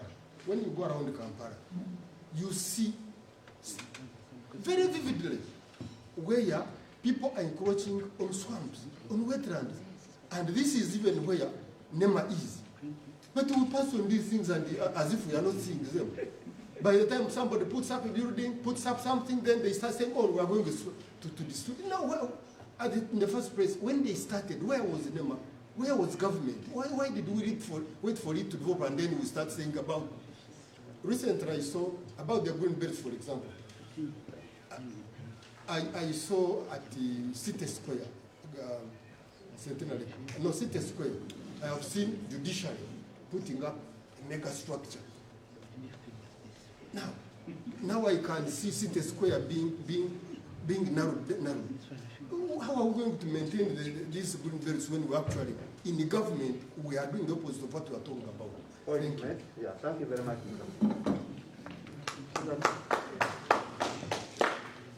Very quickly. Should I start? Yeah, you can remove the mask. Good morning, ladies and gentlemen. My name is Susan Nandud. I work with the African Center for Trade and Development, a civil society organization. Mine is largely a remark to appreciate this work because the assessment for me is so telling about the investments that we are making internally as a nation towards addressing climate change. When we speak about climate finance, mostly the thinking goes to the global climate finance and the financing that is coming off budget or externally. And of course, assessments in that line are also so telling. They are revealing that large chunks of money are reported to be coming in country from the OECD database. But you try to trace where that money goes, especially to the front lines, to the vulnerable people, and it's difficult to find good results. So yes, while investments are still needed there to ensure that global climate finance is meaningful, reaches the most vulnerable. I'm really pleased with this assessment because we are now beginning to understand where we are locally investing our money to address climate change. Now for me, one of the things that is quite telling is that the prioritization of the most vulnerable is not significant in the BFPs for those sectors that are doing quite well. And we probably need to do a lot more work there. Look at the Ministry of Energy, for example. 16.7% compliance. That's already very low. And where majority of the people are, and the cooking subsector, we're not seeing investment, significant investment there. So for me, we should now ramp up a lot more work, advocacy from the civil society perspective, but also seeing more donor investments in these areas. But I am so pleased to know that now the sectors can self-reflect, like the Ministry of Housing has come out to say, we would like to do it, but we do not have the capacity. And I think I will conclude by saying that it is quite sad to see that the Ministry of Education, which should be leading on perhaps Article 6 of the Convention, is scoring 0. Shouldn't we have the awareness, training, and education investments being significant during these early days before, say, 2030? So, yeah, hopefully we can make more advocacy within the sectors and support them, particularly with the training to be more compliant. Thank you. Thank you, Susan. Yes, please. Thank you very much, moderator. I beg to remain seated. My name is Francis Kajura. I'm representing the ED Private Sector Foundation, Uganda. I just want to react on just about two issues raised by the panelists. And one was raised by Mr. Akunda about the private sector being the biggest abuser of climate. That is true. And the question was, how are we engaging the private sector to see that we address this? I want to say that we have already started these engagements with the private sector, with the support of the NDC support program. We've had these engagements and we have created awareness. And one of the things that we first did was to create a business case for the private sector to make investments in climate change. And we've successfully engaged the private sector, and they realize the importance of investing in climate change.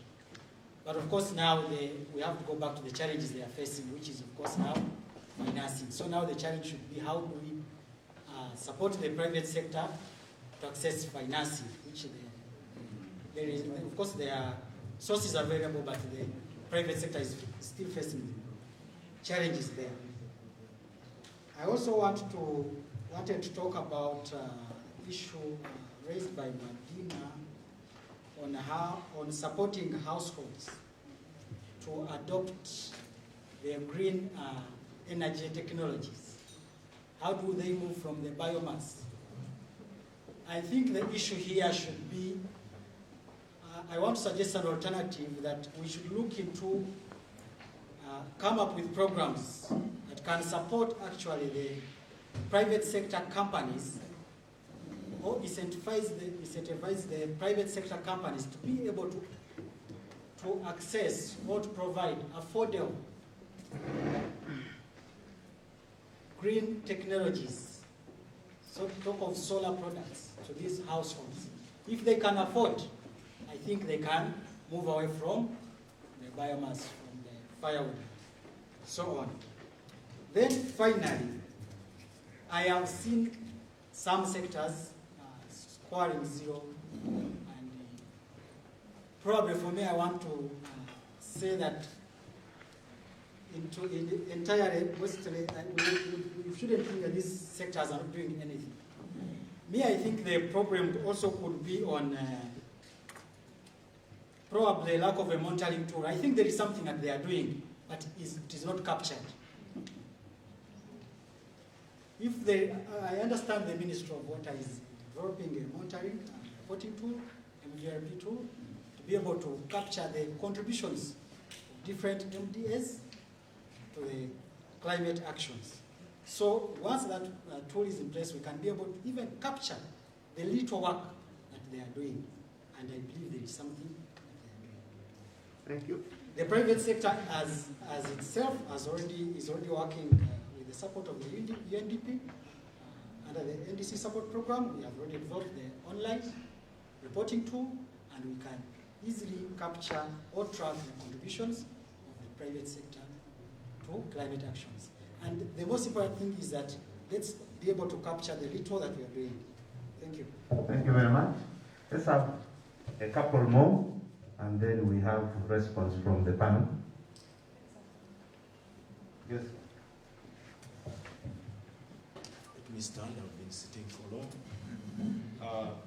My name is Daniel Omondo from UNDP. First and foremost, I want to thank the organizers for this meeting, because this body of work touches the critical aspects that need to be done if we are to achieve climate action in Uganda, but also globally. I just wanted to share an experience which I had a long time ago when I worked for one of the local governments, which actually made us achieve time as local governments. All of you are aware of the agenda of integrating environment in the local governments and so on and so forth. Now we are talking of integrating climate change. It took over 2 decades for local governments to embrace this aspect of integrating environment in the budgets and so on and so forth. And one of the things that catalyzed this process of integration is the minimum conditions and performance measures that were started at the time by the Ministry of Local Government in conjunction with finance and so on. And I see that while we are using different terminologies, the principle is the same. Do we have, what are the rewards and what are the penalties that accrue if sectors and local governments do not integrate climate change? So I am happy. I want to thank NPA for the certification, but I think what is important is to quickly devolve or decentralize this certification to the local governments, because that's where the action actually happens. And I don't want to waste a lot of time, but the issue of private sector financing for climate change is also very, very pertinent, because the government or the public sector alone and the CSOs cannot manage the extent of the problem. Most of the funds that we are looking for are in the private sector, and so we need to integrate the private sector in this tool. Thank you very much. John, I think John will be the last, and let's Thank you so much, Chair. I request to remove my mask that I can hear the board. Thank you so much for the presenters. Thank you so much, Mr. Kago, for the presentation. I want to make a brief comment, because what I realize in climate change, and since we know the SMEs, the green SMEs, employ about 80% of the population globally, but we don't see the uptake of their products, basically here in Uganda. When we talk about the green products, the briquettes, and so much that is out there green, how many of us use these products in our homes? And how is government supporting? Yes, we know the UDB has a fund, but we don't know the collateral that's going to be put, and we don't know whether these great SMEs are going to benefit from these resources. So maybe it's a call for government through Ministry of Finance and NPA to see that these green SMEs are really given the financial support. The green financing needs to come out clear for us to realize the climate change being improved in our country. That's my comment. Thank you very much, John. Of course, the conversation can continue. The issues can come up anytime. Remember, we are on social media, and some of these issues will be explored further during the national dialogue. As many of you are aware, ACODE organizes a national dialogue, and some of these issues in this assessment will certainly be disseminated. So we hope that this is not the end of the conversation. We have 2 minutes each for our panelists to respond, starting with Mr. Kagwa. I ask you to remain where you are, kindly respond, and we move in that order. Thank you, Chair. I wanted through you to request my colleagues here within to respond to the questions because I've talked too much. They can. Are you okay? Okay, 2 minutes. Thank you very much. My name is Winnie Nabido. I'm the acting manager, monitoring and evaluation, the department that actually prepares, that leads in the preparation of this particular report. Just to provide clarity, Mr. Kagwa requested me to respond to some of the issues raised in regards to the financial year assessment. Yes, this is a report for financial year 1920, but for climate change, it is for 2020, 2021. And actually, our assessment looked at what was in the National Budget Framework paper at the time and the Ministerial Policy Statement. And that is why you see, I know Minister of Land is not quite happy with our assessment, but we actually have a framework of indicators that were used at the time to the assessment. We are happy to share that and the criteria to use to share that. And in terms of sharing the actual report, actually, we have to share the electronic copy of that particular report. But when you look at, say, for example, how we're doing, one of the quick things that we can actually discern from here is that there were indicators within the NDP3 at the time of preparation, but we were looking at the intention of a particular sector in meeting the particular criteria and guidelines. A very detailed matrix that I know if Mr. Kaga displayed that, you partially actually be able to, tick off and cross out or put marks of X where sectors actually were not responding. But I'm also happy to also announce that actually, given the NDP3 now and the programmatic approach, we are going to start reviewing the criteria for the certificate of compliance for the next, for the next financial year. And in this, again, with support from both government of Uganda and partners, we are going to have a consultative discussion with still the sectors, programs to have this done. Then we have to raise the issue of local governments. Actually, in the certificate of compliance, we do an assessment for local governments. However, when it came to climate change, the information is very scanty for you to make that meaningful and analysis on a district by district case by case basis. But again, with the domesticating of the results and reporting framework of the NDP3, I think we're going to be able to do that this financial year. I thank you, sir. Thank you. Mr. Bagwa, are you still in the race? Yeah, thank you. I'm called William Epiaka. I'm also the Senior Monitoring and Evaluation Officer. but also at the forefront of this assessment. But to begin with, I've heard about 000. Actually, I should have even been negative in these cases. You really try to look at the budget. You try to look for, because you know the mandate even of the institution. For example, the energy. You really try to find out exactly regarding climate change, and there totally is nothing. So the zero is really justified, them to have zero. And now it's back to us, the question which you asked. It's back to us, ask ourselves on what should be done. Actually, it should be back to the implementers themselves, first of all, to take it as an initiative to improve. Because, for instance, if you do not have really these issues in your budget, it means you not implement them, because ideally there will be a mischarge if at all you do something which you have not planned for within your budget. So I agree with you. We have to think beyond and make sure that we have this integrated. I think maybe sometimes it's just a lack of seriousness amongst ourselves. The second one is about the capacity. The capacity, we note, yes, the number of guidelines. And recently we have been in some of the local governments regarding the integration of these respective cross-cutting issues. But coming out is that there is also fatigue on the number of guidelines which are being issued to the planners. So, because I want the program-based budgeting and planning, there was also thinking on having a programming kind of working together on the guidelines. Because we have a number of guidelines, cross-cutting issues. Human rights, SDGs also are there. You have gender, you have climate change. So all these, you'll find that a planner has a number of guidelines.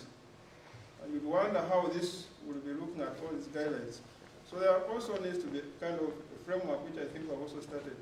You see that we have harmonized guidelines, because we don't have independent number of guidelines which are being used by the respective planners and implementers to actualize these concepts, including the integration and also regarding the budgeting.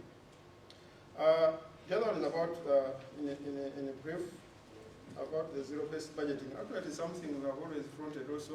It is, if you look at that report, which is being circulated, proposals on zero-based budgeting. Because ideally, arising from the current money which the institution adds or has, and you begin to add on or subtract on how much money the institution requires to implement, ideally should be the priorities. If you begin from what somebody is supposed to implement, then eventually it is where you will be judging the resources. And we're asking ourselves on the idea of IPFs. IPFs eventually come in and they are given to respective local governments, for instance. But the basis for the IPFs is what we have always asked ourselves. Because they should be needs-based.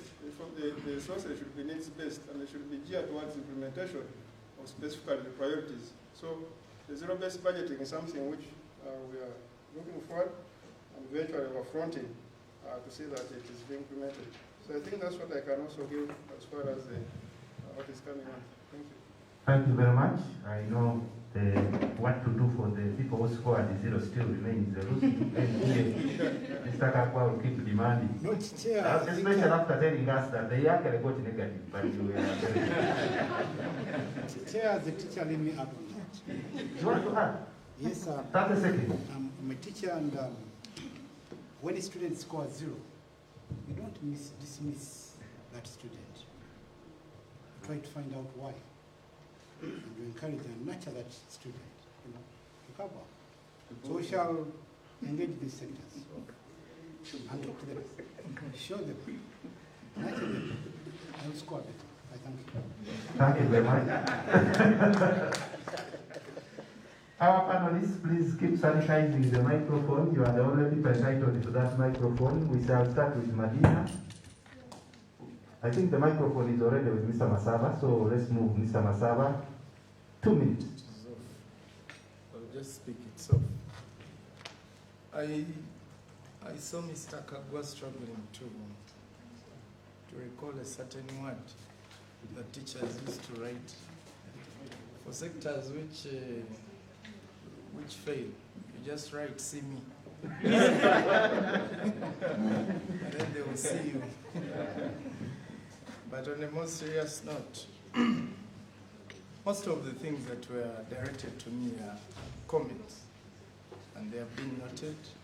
Issues to do with working together, it's already happening, but it can be enhanced, Onesimus, as you put it. The letter to accounting officers, I think NPA and ACODE should finalize this, have a final, share it, perhaps with a report from here, recommendations, and then we can organize in-house on how to further the process with the institutional heads. Once it's owned within finance, then you can push it out. So you trigger that by taking the first step. Ministry of Lands, we note, I think your comment is very valid. As we roll out some of these things, capacity enhancement is very important.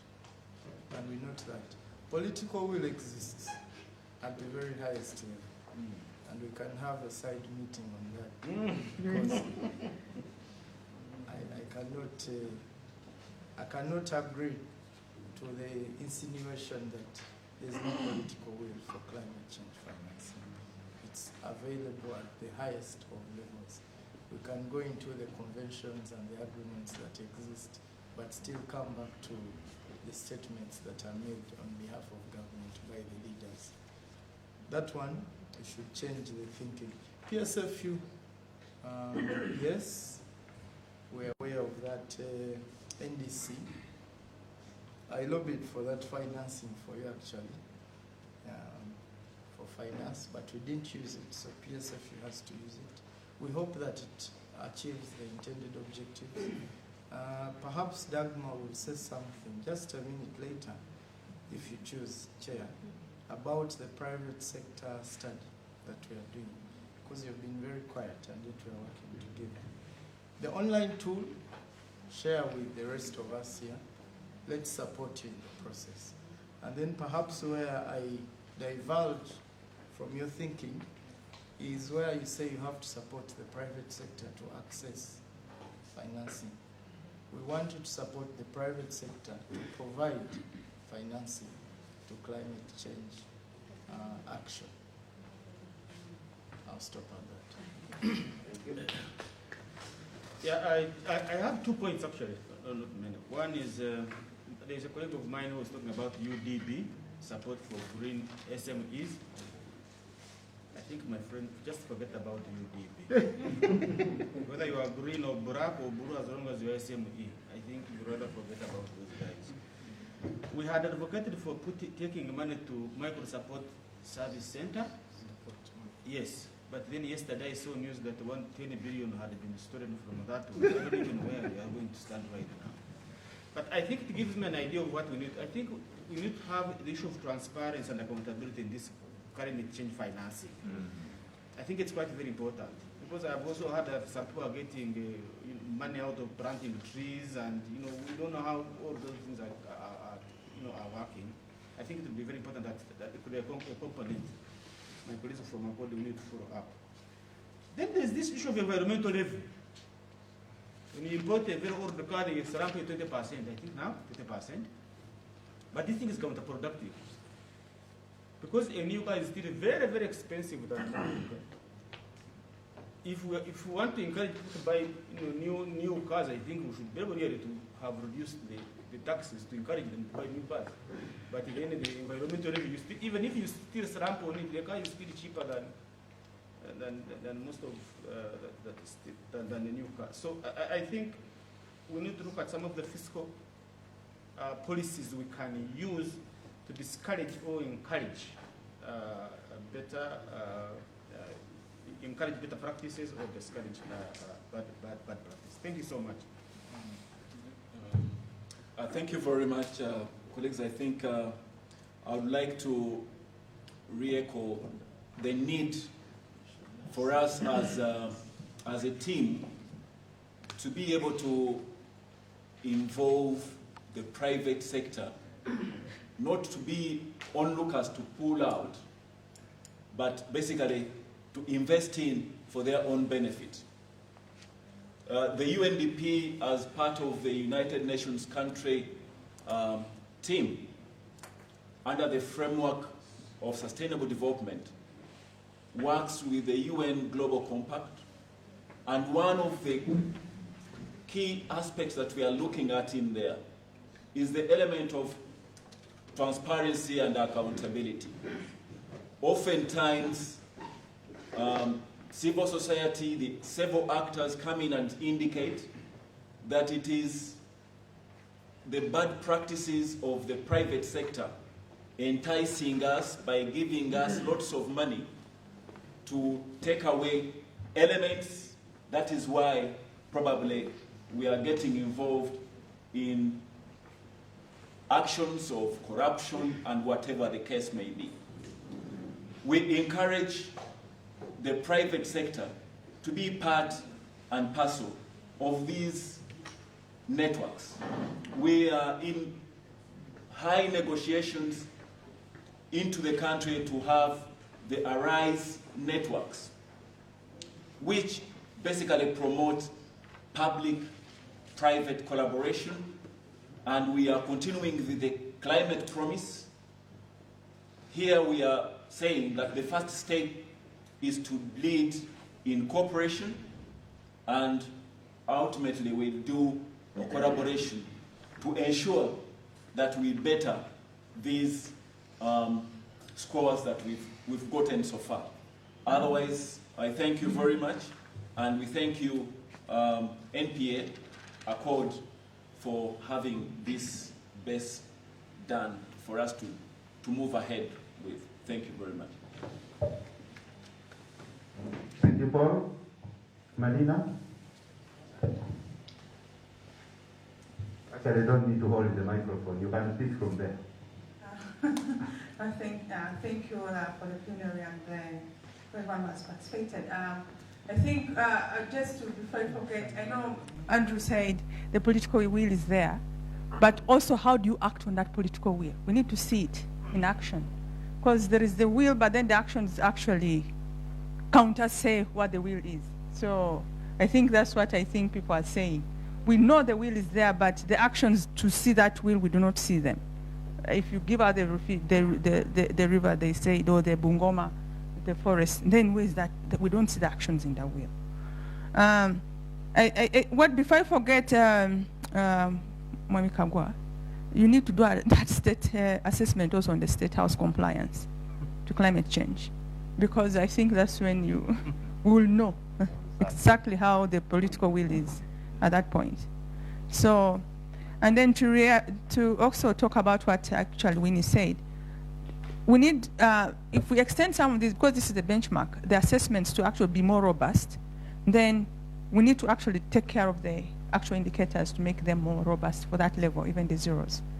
So if we have those gaps, then we need to go to the national bodies that pick these data sets to see how best we can make those indicators a bit more robust for the assessments to actually hold at that point in time. I think for those who do not know, because Ministro, I talked to, I think, the commissioner in terms of in charge of micro, small, and medium enterprises, and they have the strategy of green manufacturing. I think it's the green manufacturing strategy which is coming out soon. Because if that green manufacturing strategy is out, then private sector, I think, whereby most of the private sector actors were in the manufacturing component. I think this is coming from the Switch Africa Green Project, which they had. In terms of compliance. How does it come in terms of the indicators in there for the private sector manufacturers like UMA to respond to some of these indicators directly?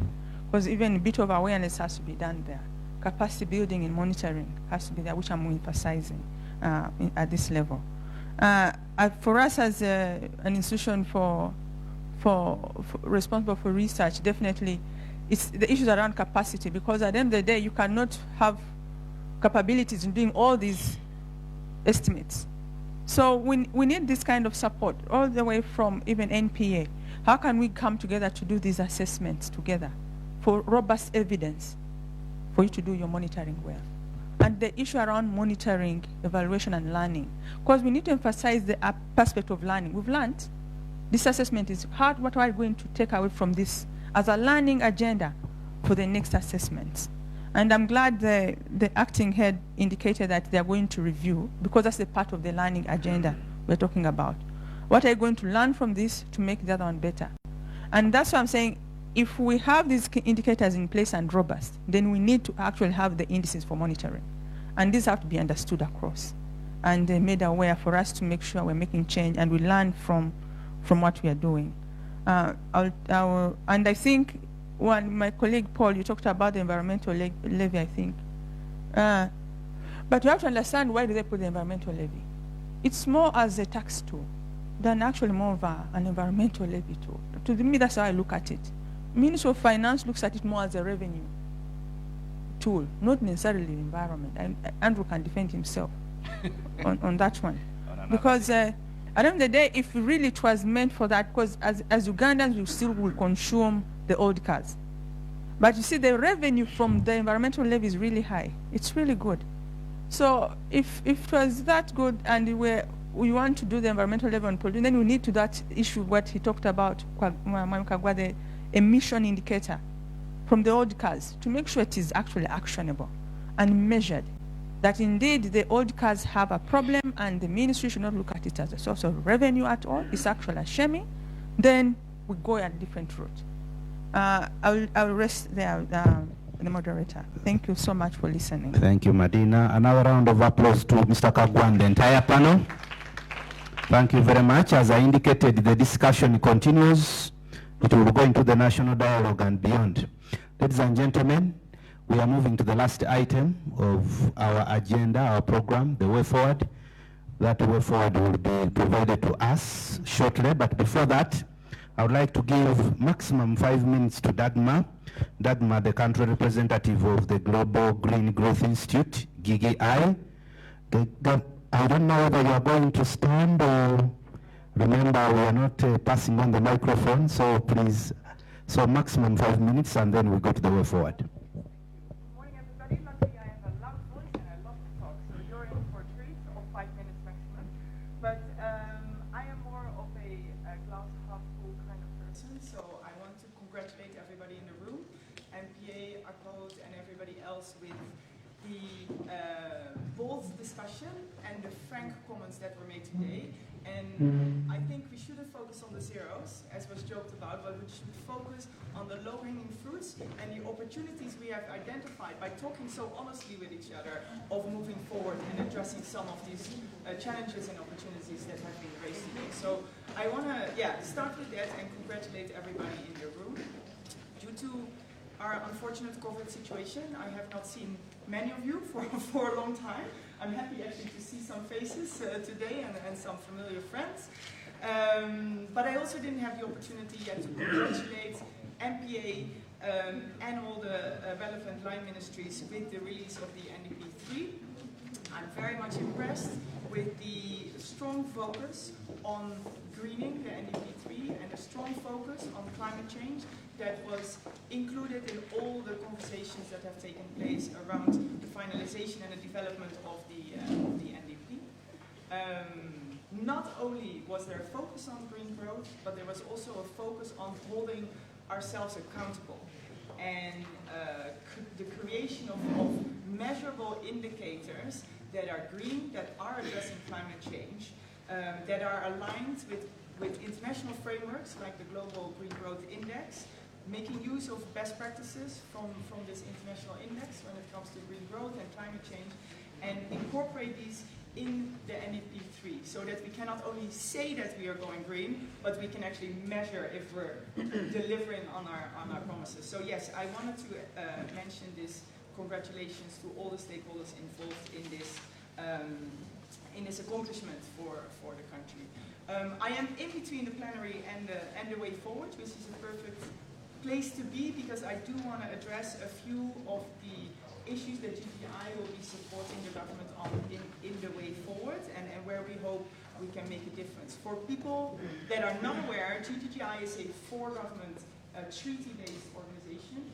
Uganda has become a member of GGI as of June 2019, about a year, and is currently represented in the board by Her Excellency Maria Chiwanuka. So Uganda directly influences the direction, the strategy of GGI and how we support countries in reaching their SDG commitments, their Paris Agreement commitments, NDC commitments, and as well as their domestic commitments. So everything we do, we do to support the government of Uganda to reach their own goals as set by themselves. And in country, we are hosted by the Ministry of Finance, here represented by Mr. Andrew. So what we will be supporting with, at least, and what we already have committed that is relevant for today, is, for example, the greening of the industrialization strategy 2020-2040. It came forward as one of the sectors where there's a lot of opportunities, not challenges, but opportunities for further greening, for further addressing climate change. We have been in conversation with the Ministry of Trade, Industry and Cooperatives on how we can further green this strategy document. As we all know, it starts with planning, it starts with strategizing, and then we go into the budgeting, as we've been discussing at length today. So if you want to make a difference on the ground, you need to make sure that your strategy is fully greened. As a next step in our involvement in the development of NDP3, we have committed ourselves to support the development of at least 6 of the implementation strategies, and ensuring the further greening of indicators and the plans in general. We are working, supported also, I should have mentioned it at the beginning, this is all supported by the European Union. We are working on increasing the waste to resources in 4 secondary cities in Uganda, and improved waste management in the greater Kampala area, so that Uganda can reach its goal of 30% diversion and recycling by 2030.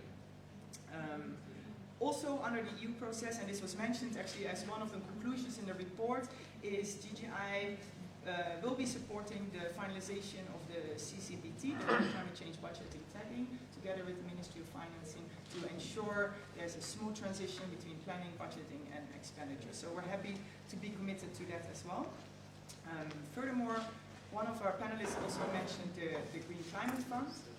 GGI is the delivery partner for the NDA in country when it comes to issues in relation to the Green Climate Fund. Under the new program, which is currently under approval with the Green Climate Fund, there is going to be support for the finalization of 3 of the MRV frameworks, as well as the formalization of the national MRV framework over the next 3 years. So MRV again was mentioned several times today as an issue that needs to be addressed. Now hopefully with support from the Green Climate Fund, that's going to be addressed in the next 2 to 3 years to come. And last but definitely not least, as mentioned, as I was asked to reflect upon, at the moment DGI is executing a private sector study to see how we can more engage the private sector in the climate space arena, and how also private sector can benefit more from the Green Climate Fund. So there's a link there with the Green Climate Fund. I have to be honest, we are just in the early stage of this. We are just starting this off, but hopefully in a few months' time, actually in 4 months' time, we will be happy to share the results of this study with you, as well as the action points that follow out of this. So these are some of the commitments we have made as GGI to the government of Uganda and the different ministries to help and address some of the issues. But yeah, I know this is only one small step. I think there's many other steps we need to follow to reach the opportunities that we have discussed today. So thank you very much, and I give the floor back to the chair. Thank you very much, Dagmar. Those are very important commitments. We look forward to receiving more information about them as we go ahead in these processes. Ladies and gentlemen, The last 10 minutes of our meeting will be taken on by the representative of the Permanent Secretary of the Ministry of Water and Environment, and that is none other than the Acting Commissioner, Climate Change Department, Mr. Bob Natif. Feel free to choose any method, whether you stand somewhere in the corner and talk to us about the way forward. I'll start here, but I'll just use the microphone and a bit soft. But also because PS has used podium and I'm a PS for a few minutes, I'll walk to the...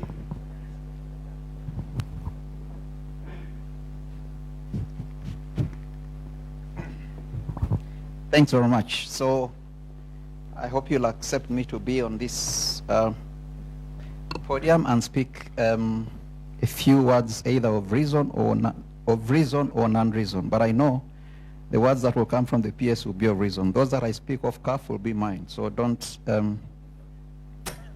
quote me otherwise, because I see lots of media here.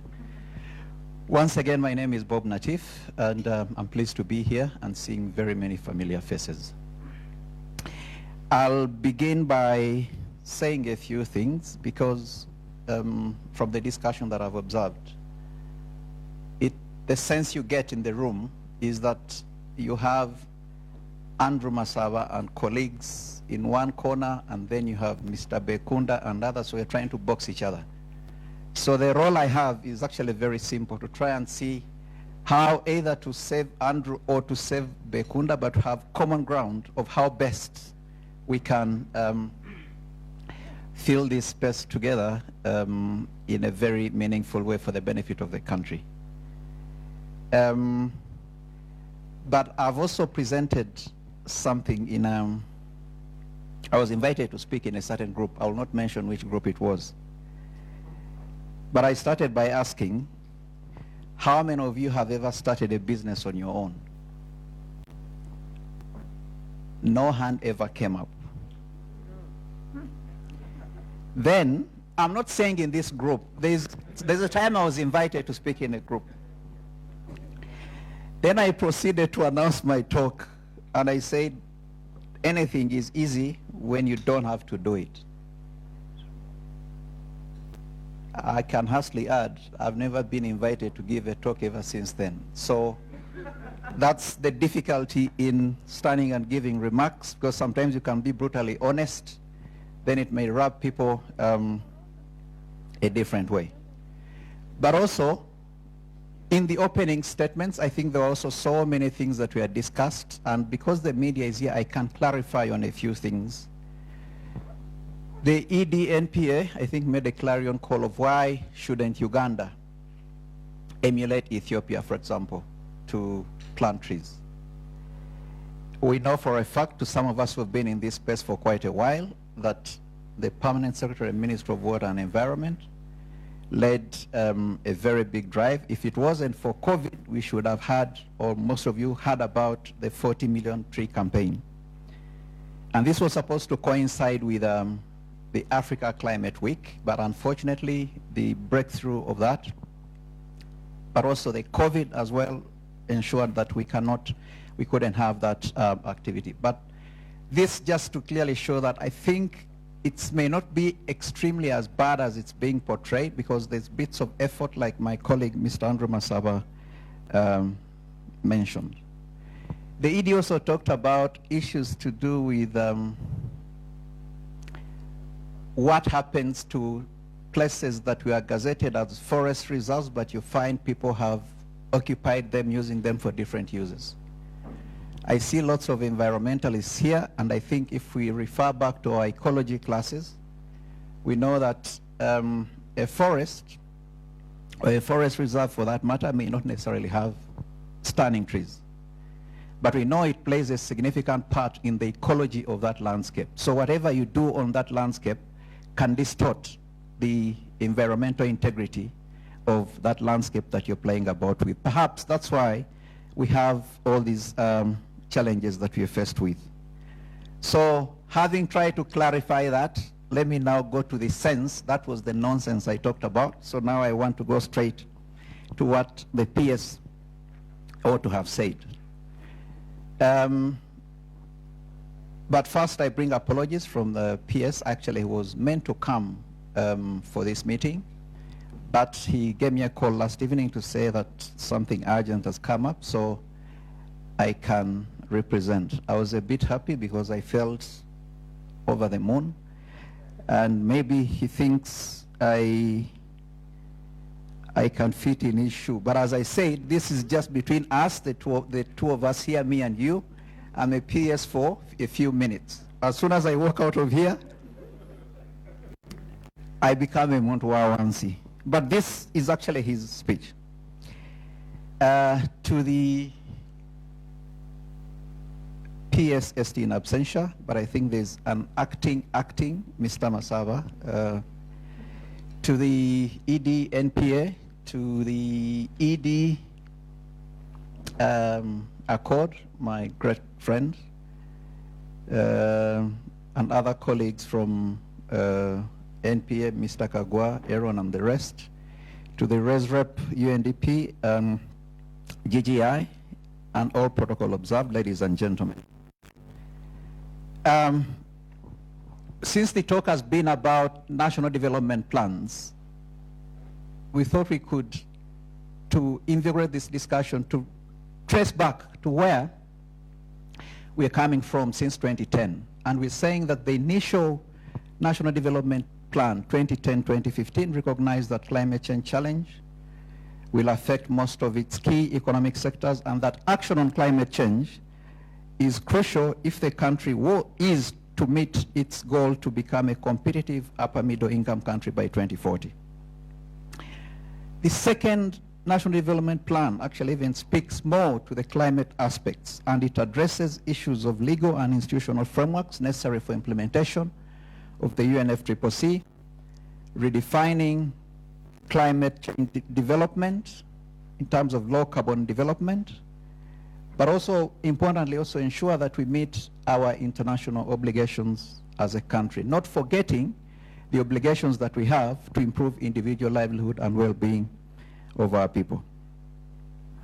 But as is, the NDP3 actually makes even provides a more compelling framework to advance climate change, adaptation and mitigation, and it highlights various development programs right from agro-industrialization, natural resources, environment, land, water management, energy development, and so on and so forth. So you can clearly see that all the NDPs from one to the current actually recognize that for the development to be economically and socially sustainable, climate resilience must be at the heart of our policies.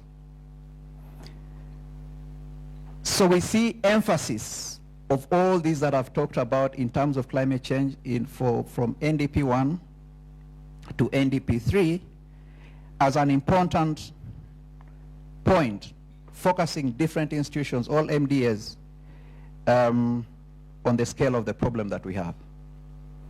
But the question then becomes, if we've identified the challenges and we've also highlighted and profiled this in the various NDPs, how come institutions and programs have been very well highlighted and elaborated in all the NDPs, but there's still non-compliance or compliance, for that matter? Now I'm speaking to those who did not get zero, to climate change interventions. There are so many reasons, and I know so many people in the room have an idea and know some of these reasons are, but I'll stick myself to just 4 of the 4 reasons, just to help us in the conversation moving forward. The first one, I think, just like the panelists have ably put forward, there is raising the profile of budgeting and planning for climate change. And you have had the disconnect between the lack of awareness that there is across the different MDAs that can propel action in the various MDAs. The second one is the mismatch between the allocation of resources and actually what is available.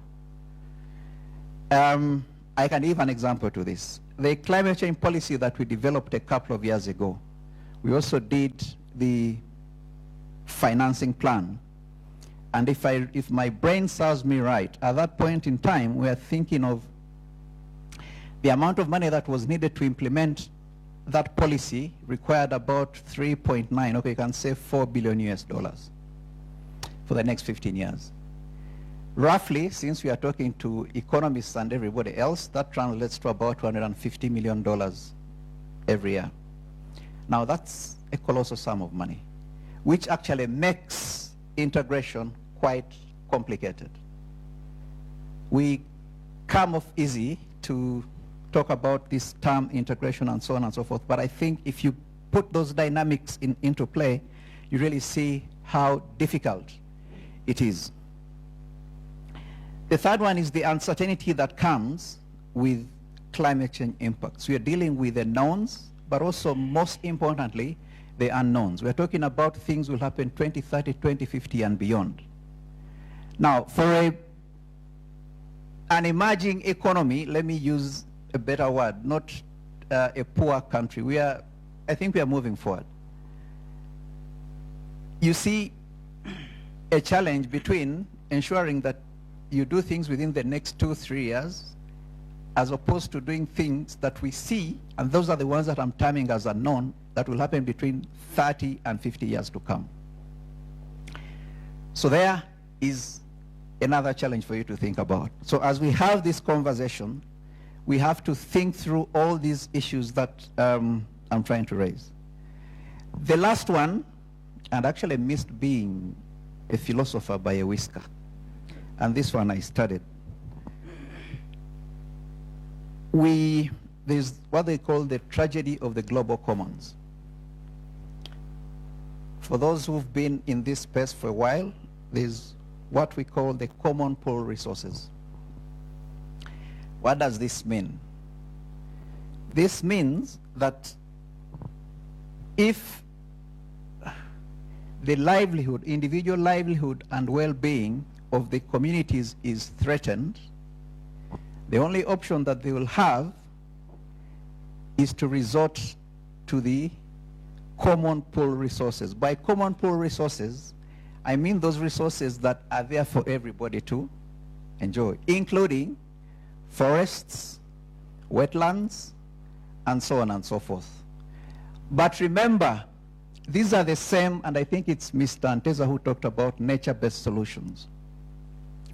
These are the same solutions that we've posited in our carbon management plans. So now you see, and it's in good faith, because these solutions that we put forward is so much linked to the mitigation aspect, reducing emissions. But there's one more complicated aspect that you're not dealing with, is how do you make sure that once a disaster happens, my mom doesn't run to a wetland to get water. Now that requires a whole discussion altogether, and that's the adaptation side, which in a layman's language actually means providing resources and the skills necessary to ensure that people can come out of such events that are happening. Now that helps us from, if we did that rightly, then it will help us from just responding when a signature event happens. But again, it is a complicated situation that each country has to deal with. It's even worse when it comes to nations such as ours. So what actions have we done? Recognizing the challenges, I said despite the difficulties that we are faced with, I think the Ministry of Water and Environment and government in general, Ministry of Finance, National Planning Authority, and so on and so forth, has built up or has done and continues to do the following. The list is not exhaustive, so don't stick yourselves to that. One, recognizing the challenges that come with the planning and budgeting and tagging for climate response, we have formed a tripartite agreement, for lack of a better word, a tripartite framework to see how we can move this elephant of integration and mainstreaming climate change comes. Of course, the National Planning Authority on one side, working on multiple fronts and to deliver procedures for integration of climate change matters across sectors. But also in parallel, Ministry of Finance alongside the Ministry of Water are imploring climate change budget tagging and in innovative climate change and disaster management screening tools with the support of various development partners. And this has been spoken about by, ably spoken about by the previous speakers. But I think there's also somebody who talked about guidelines and the fatigue that comes along with having guidelines. But we've also developed guidelines at national level.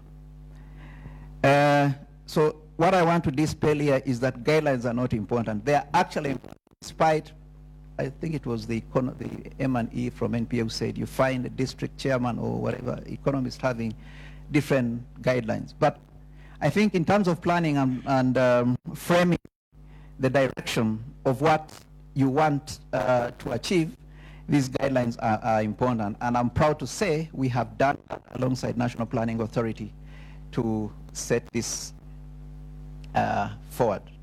What remains to be done is now how to ensure that we have specific sectoral guidelines that will guide sectors, but we know that calls for not only financial resources, but human resources. So to be fair, we also know that arguably there's been significant effort, but there are also challenges that we are faced with as we move into this, as we wade through the waters of integration and mainstreaming. And these challenges are partly attributed to limited capacity, coordination, low sustained commitment, and so on and so forth. But that doesn't mean that nothing is being done yet. As I'll frame the discussion in my closing remarks, you'll see how I want the kind of direction that I want us to take. Despite those challenges, in contrast, the Ministry of Water continues to optimize the existing opportunities for mainstreaming of climate change concerns in relevant sectoral and national local government plans.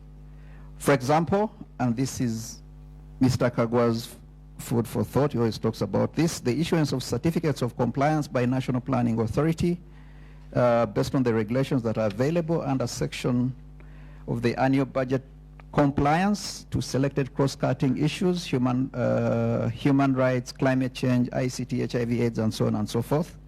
The sector assessment for climate change provides an entry point, which we pride in, for cross-checking the extent of budget responsiveness to climate action.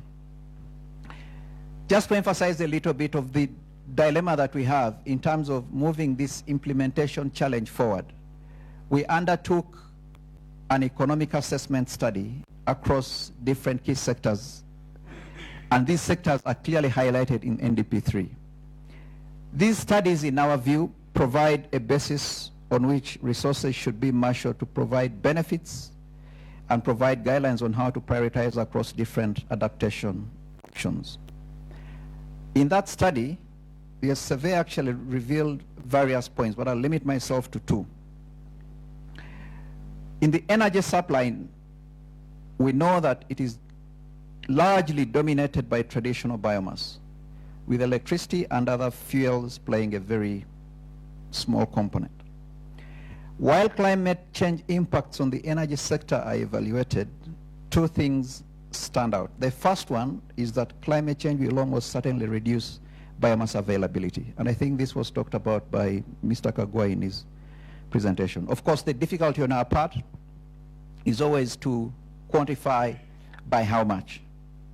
But secondly, there's a possibility of decreases in hydropower due to the reduction in precipitation, because the IPCC says that wetter places are going to get wetter and drier places are going to get drier. So how does that now that play out with the operations that we have in country? That's why then it's actually clear in our policy formulation, in the short term at least, that for adaptation in the short term, demands for planting trees in order to meet our short-term energy demands as the country continues to intensify other programs, renewable, be it solar or rural electrification programs in the medium to long term. And as you see, depending on the framing and timing of these, the medium to long term always cost colossal sums of money. Last but not very least is that working within the tripartite, again, Minister of Finance, Minister of Water, NPA, we are being supported to develop the climate change budget tagging tool as one of the mechanisms that we'll use to pilot across the different sectors and primarily a few local governments. This tool, in our view, once finalized, shall be rolled out and introduced for nationwide planning and budgeting and programming for climate response.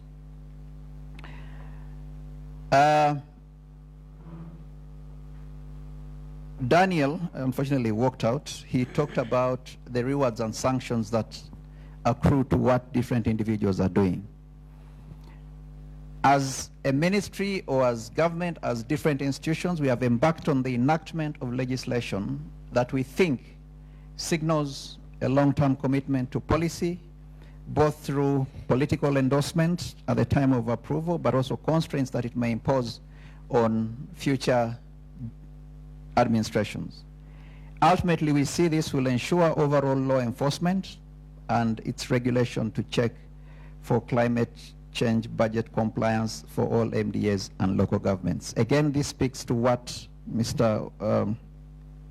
Mohwezi here raised in terms of governance. So, climate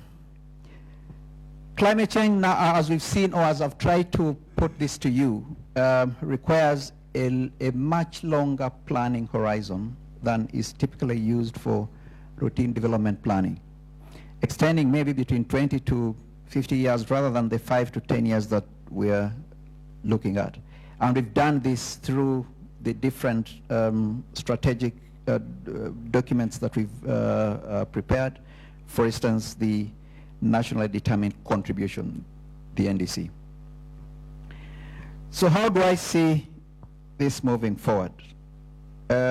Personal reflections, really, in terms of what I've heard from the different panelists, but also from the interactions with the members here. There is need to popularize and raise the profile of climate mainstreaming or integration for that matter, the policy documents that there are across all different MDAs, and the different tools that we've developed that support sector responsiveness in planning and budgeting. But this requires not only financial resources, but also skilled human resource. Given the early stage of development of climate change planning and by extension budgeting, we'll still need a dedicated climate change planning process and increased capacity for some time to come. Climate change is still an emerging policy agenda. Not only is it the future cost and impact of climate change uncertain, but so too is the effectiveness and mitigation and adaptation policy measures. As noted, enactment of legislation signals a long-term commitment, but I'm also a firm believer in taking legislation hand in hand with other actions that support. And I'm happy I've authored a paper on that in terms of what limitations that legislation brings vis-a-vis the issue of we are trying to address in line to people accessing common pool resources. If you take a deep dive into that, you'll see there's a clear disconnect. It clearly shows that maybe legislation may not be thoroughly sufficient to, legislation alone may not be thoroughly sufficient to address the one step forward and 2 steps backwards that we may be faced with. Finally, or last but not very least, it is important for us in terms of decision makers to recognize the climate change and climate change adaptation, among other things, first is a development issue. However, while we explore opportunities to draw down donor and other external funding to support climate change adaptation, planning and budgeting, our most immediate task we have is to allocate our economic resources sensibly in the light of what is known, but also the most complicated is the unknown. But as I said, how do you allocate resources in the unknown if you know that your resource envelope may not even be sufficient to meet the demands of the known? So that's the catch-22 that we are in. And with this, I should have seen Mr. Andrew Masaba shaking his head and Mr. Mugaga, but they are not, because I think it's something that it's a discussion that we need to have.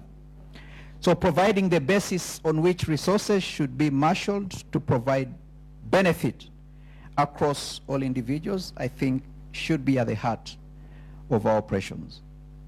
With that, ladies and gentlemen, let me once again thank ACODE and NPA for putting this together, UNDP, but also the participants for being very active participants.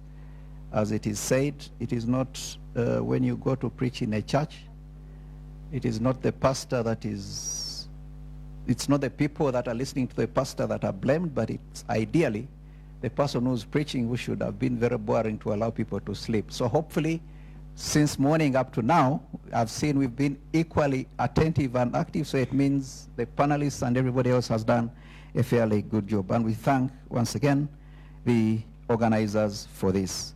With that, I think it's also my honor to officially close this meeting, but maybe the organizers have announcements to make. So with that, I'd like to thank you so much for God and my country. Thank you very much. Another round of applause for Bob. I could see he has really enjoyed being the acting PS, and he didn't want to stop. Unfortunately, it has come to an end, and it has come to an end for all of us. I thank you very much for turning up. I know what it means to wake up very early and hit the road. Many of you were here on time, and we trust that you will come again when we invite you. We thank Care International in Uganda, who made all this possible. And Cotilda is there in the red corner. You will deliver all our gratitude and everything to the country director who didn't stay throughout, but at least we are very grateful that he managed to come and give opening remarks. Once again, I want to thank NPA who led this. We are very proud of you, and we are happy to be part of this. We are happy to do it again. My colleagues at ACODE, led by our Deputy ED, who is representing our ED, Mr. Onesmus Mujeni, and the whole team down there. And all of you once again for turning up. We hope you will come again, and the conversation continues.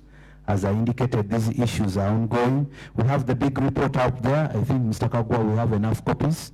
Make sure you pick a copy. Most of the questions which were unanswered can be found in the report.